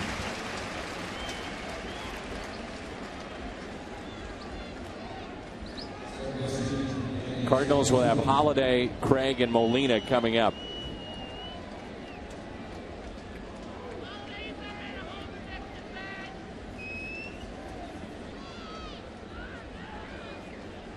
And Holiday is due. Came in on an 0-for-10 streak. Pitch around now Espinosa. Deal with Suzuki. Be interested, Al, to see how they pitch to Suzuki, who's been looking down at his glove hand, and he's had a protective gear on that thumb. A couple times we've seen him not very comfortable just catching the baseball, and you wonder how difficult it is right now for him to hold the bat. You know, we saw that yesterday. It seemed like he had trouble, and for a guy noted for defense, it kind of was surprising. And we find out about the sore thumb, and it makes a little more sense.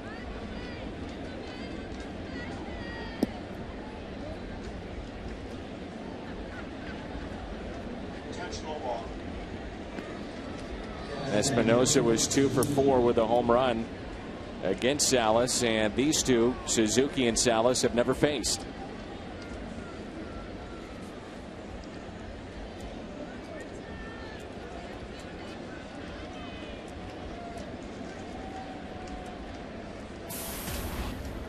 A couple extra catchers on their roster. They could have pinch hit someone. So I guess if the thumb's good enough to start the game, it's good enough to hit late in the game. 2 outs and 2 on. Strike one.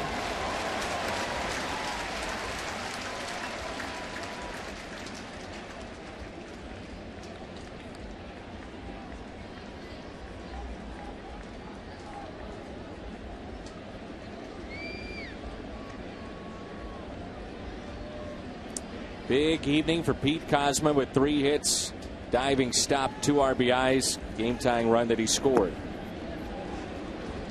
And he is a big reason why we're tied up at 4-4 here in the 10th.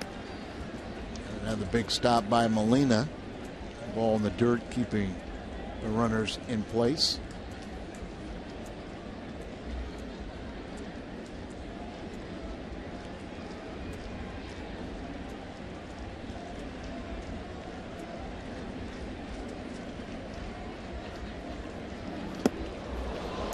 Ball gets away from Yachty to his left.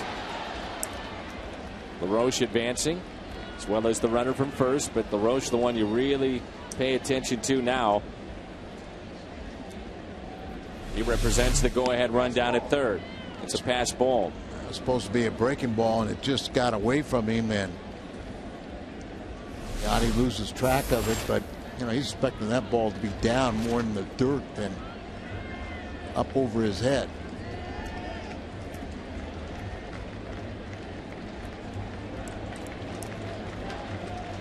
Scored as a pass ball, but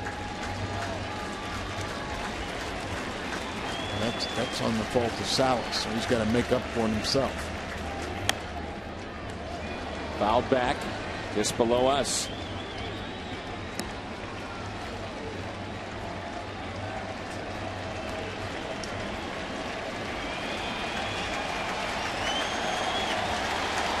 Here comes the crowd again.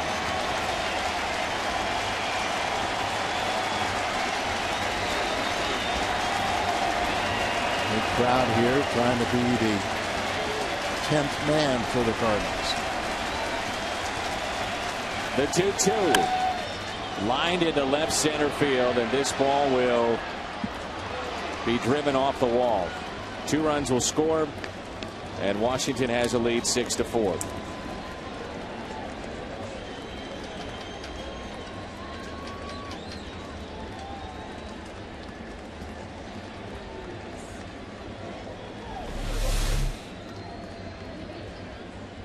Got the ball where he wanted it. Needed to be down a little bit. It's 93 miles an hour, but Suzuki hits it off the wall.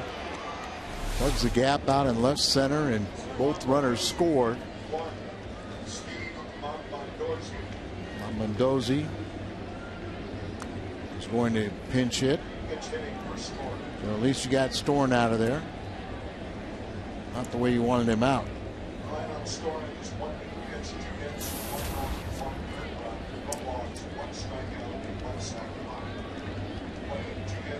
2 outs, runner at second. The air has been let out of the ballpark. 6-4 in favor of Washington.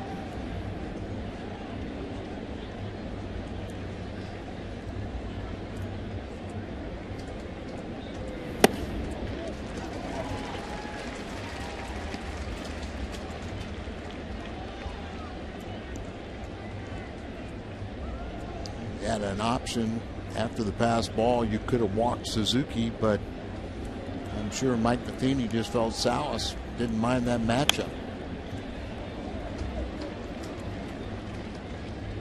His name may ring a bell for many Major League Baseball fans. His dad Steve played in the major leagues in the late 80s, early 90s.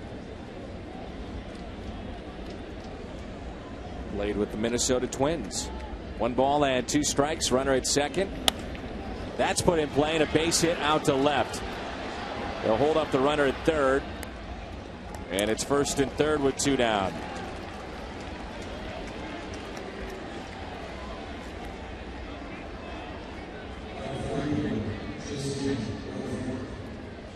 Extends the inning to Jason Worth.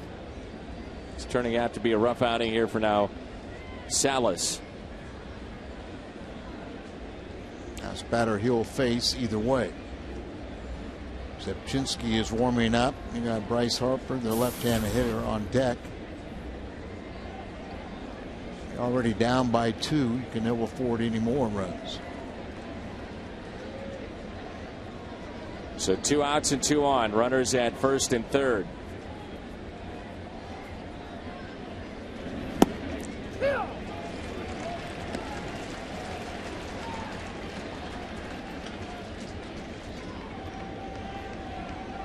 Mentally, you really have to fight the doldrums because you allowed them a couple runs, but it's going to be tough enough to score the 2 to tie. So you've got to pick it up and get this man out.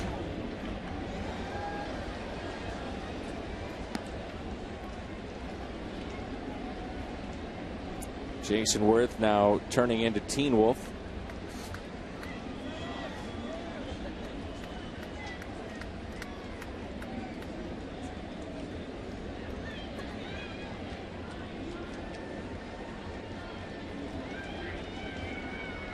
Right before our eyes, Al. The 0-2. His father was a player, and of course his grandfather. You ever see that outstanding movie? Yes, Michael I did. J. Teen Fox? Wolf? Yeah. Yes. Great stuff. One of the best Michael J. Fox movies. It's a full moon. That takes us back and explains the first inning and the grand slam. And beware of the Teen Wolf on a full moon. Lucky Schofield, his grandfather. I'd rather talk about that basketball scene in that movie. That is some great cinema there. And unfortunately, Dan, I know what you're talking about.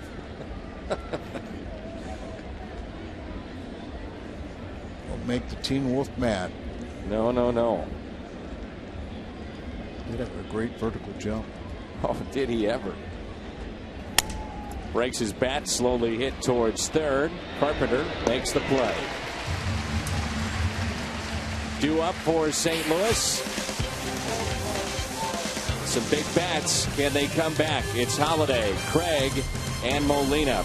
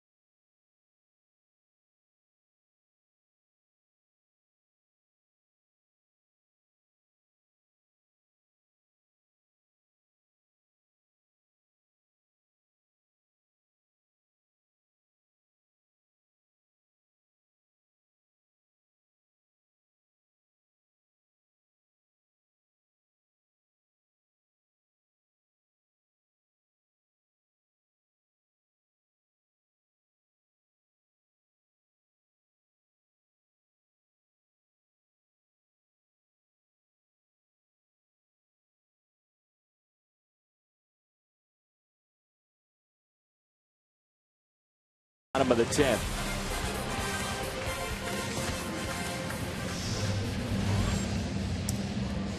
Al Raboski, Dan McLaughlin coming up. It's the post-game show. Rick Horton, Jim Hayes, Pat Parrish standing by, and Craig Stammen is into the ball game. Good numbers for him. 85 innings and a record of 6-1. Second among National League relievers in innings. He's got 85 innings on the season. He's tied for 5th with 6 wins. He's got 80 strikeouts in his career. He's pitched much better in relief than as a starter. Not a lot of difference between the lefties and righty matchups. Lefties 203 with 2 home runs. Right-handed bats 227 with 5 home runs. Cardinals need 2 to tie, 1 to 3 to win. Stammen entering the game with 0 career saves. 0 for 1 this year in save attempts. Looking for his first career save, and Cardinals are hopeful of his second loss. 2 balls and no strikes. There's a walk that started the problems for Salas. Well, actually, it was the walk to Alpha Friedman that got him in trouble.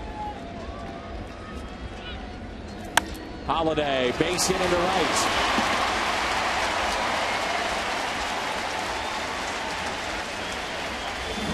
The tying run comes to the plate in Alan Craig.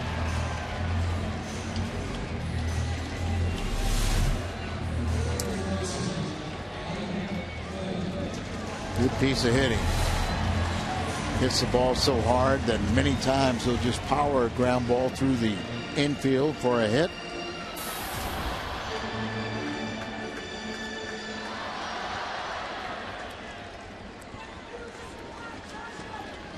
Alan Craig has 91 RBIs, just 115 games.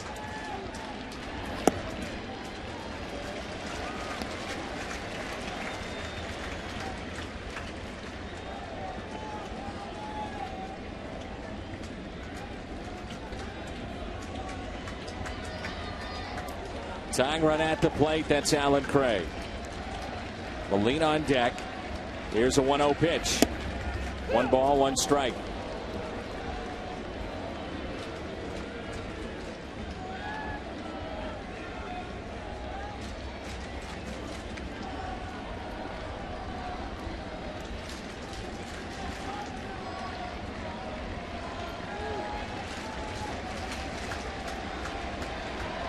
Big gap in left center. Short lead at first and a 1-1 pitch.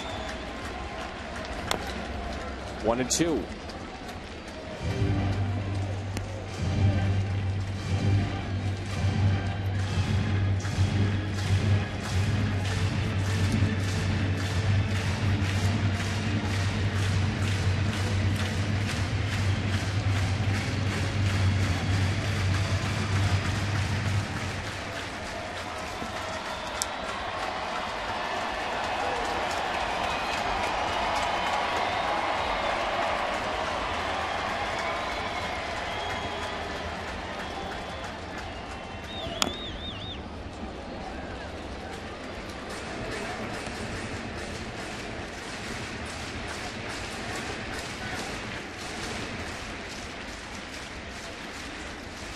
Dodgers have that 2-0 lead, the bottom of the 6th.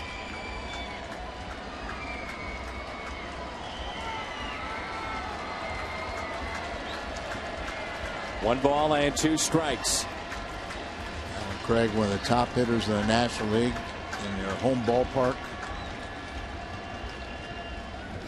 Craig bounces into a potential double play. 6-4-3. Third double play the Cardinals have hit into tonight. You talk about killers. Man, oh man. I mentioned that Alan Craig, one of the top hitters in the National League at home. Yachty also on that list.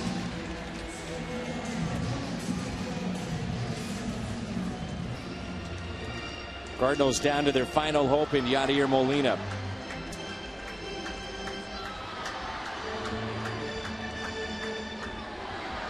Zimmermann has allowed 7 home runs this season. Strike one on Yachty. Kurt Suzuki, difference maker and our player of the game. Presented by Budweiser, 2 for 5, a double, single, 2 RBIs.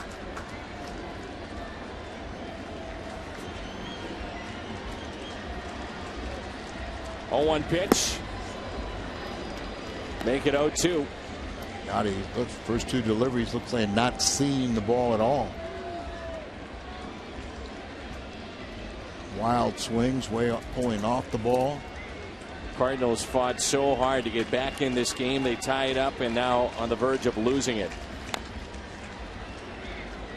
Somehow got a piece of it. Pretty much been a slider.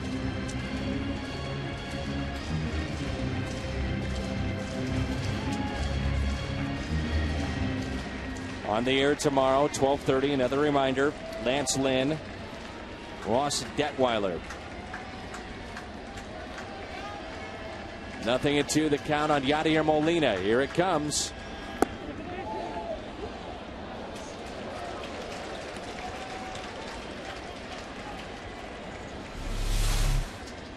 In this angle, it always looks like a batter goes. Umpire looks back. Who are you to question me? Here's a 1-2. Game over. 6-4 our final. Another one, tough one, Dan, and the Cardinals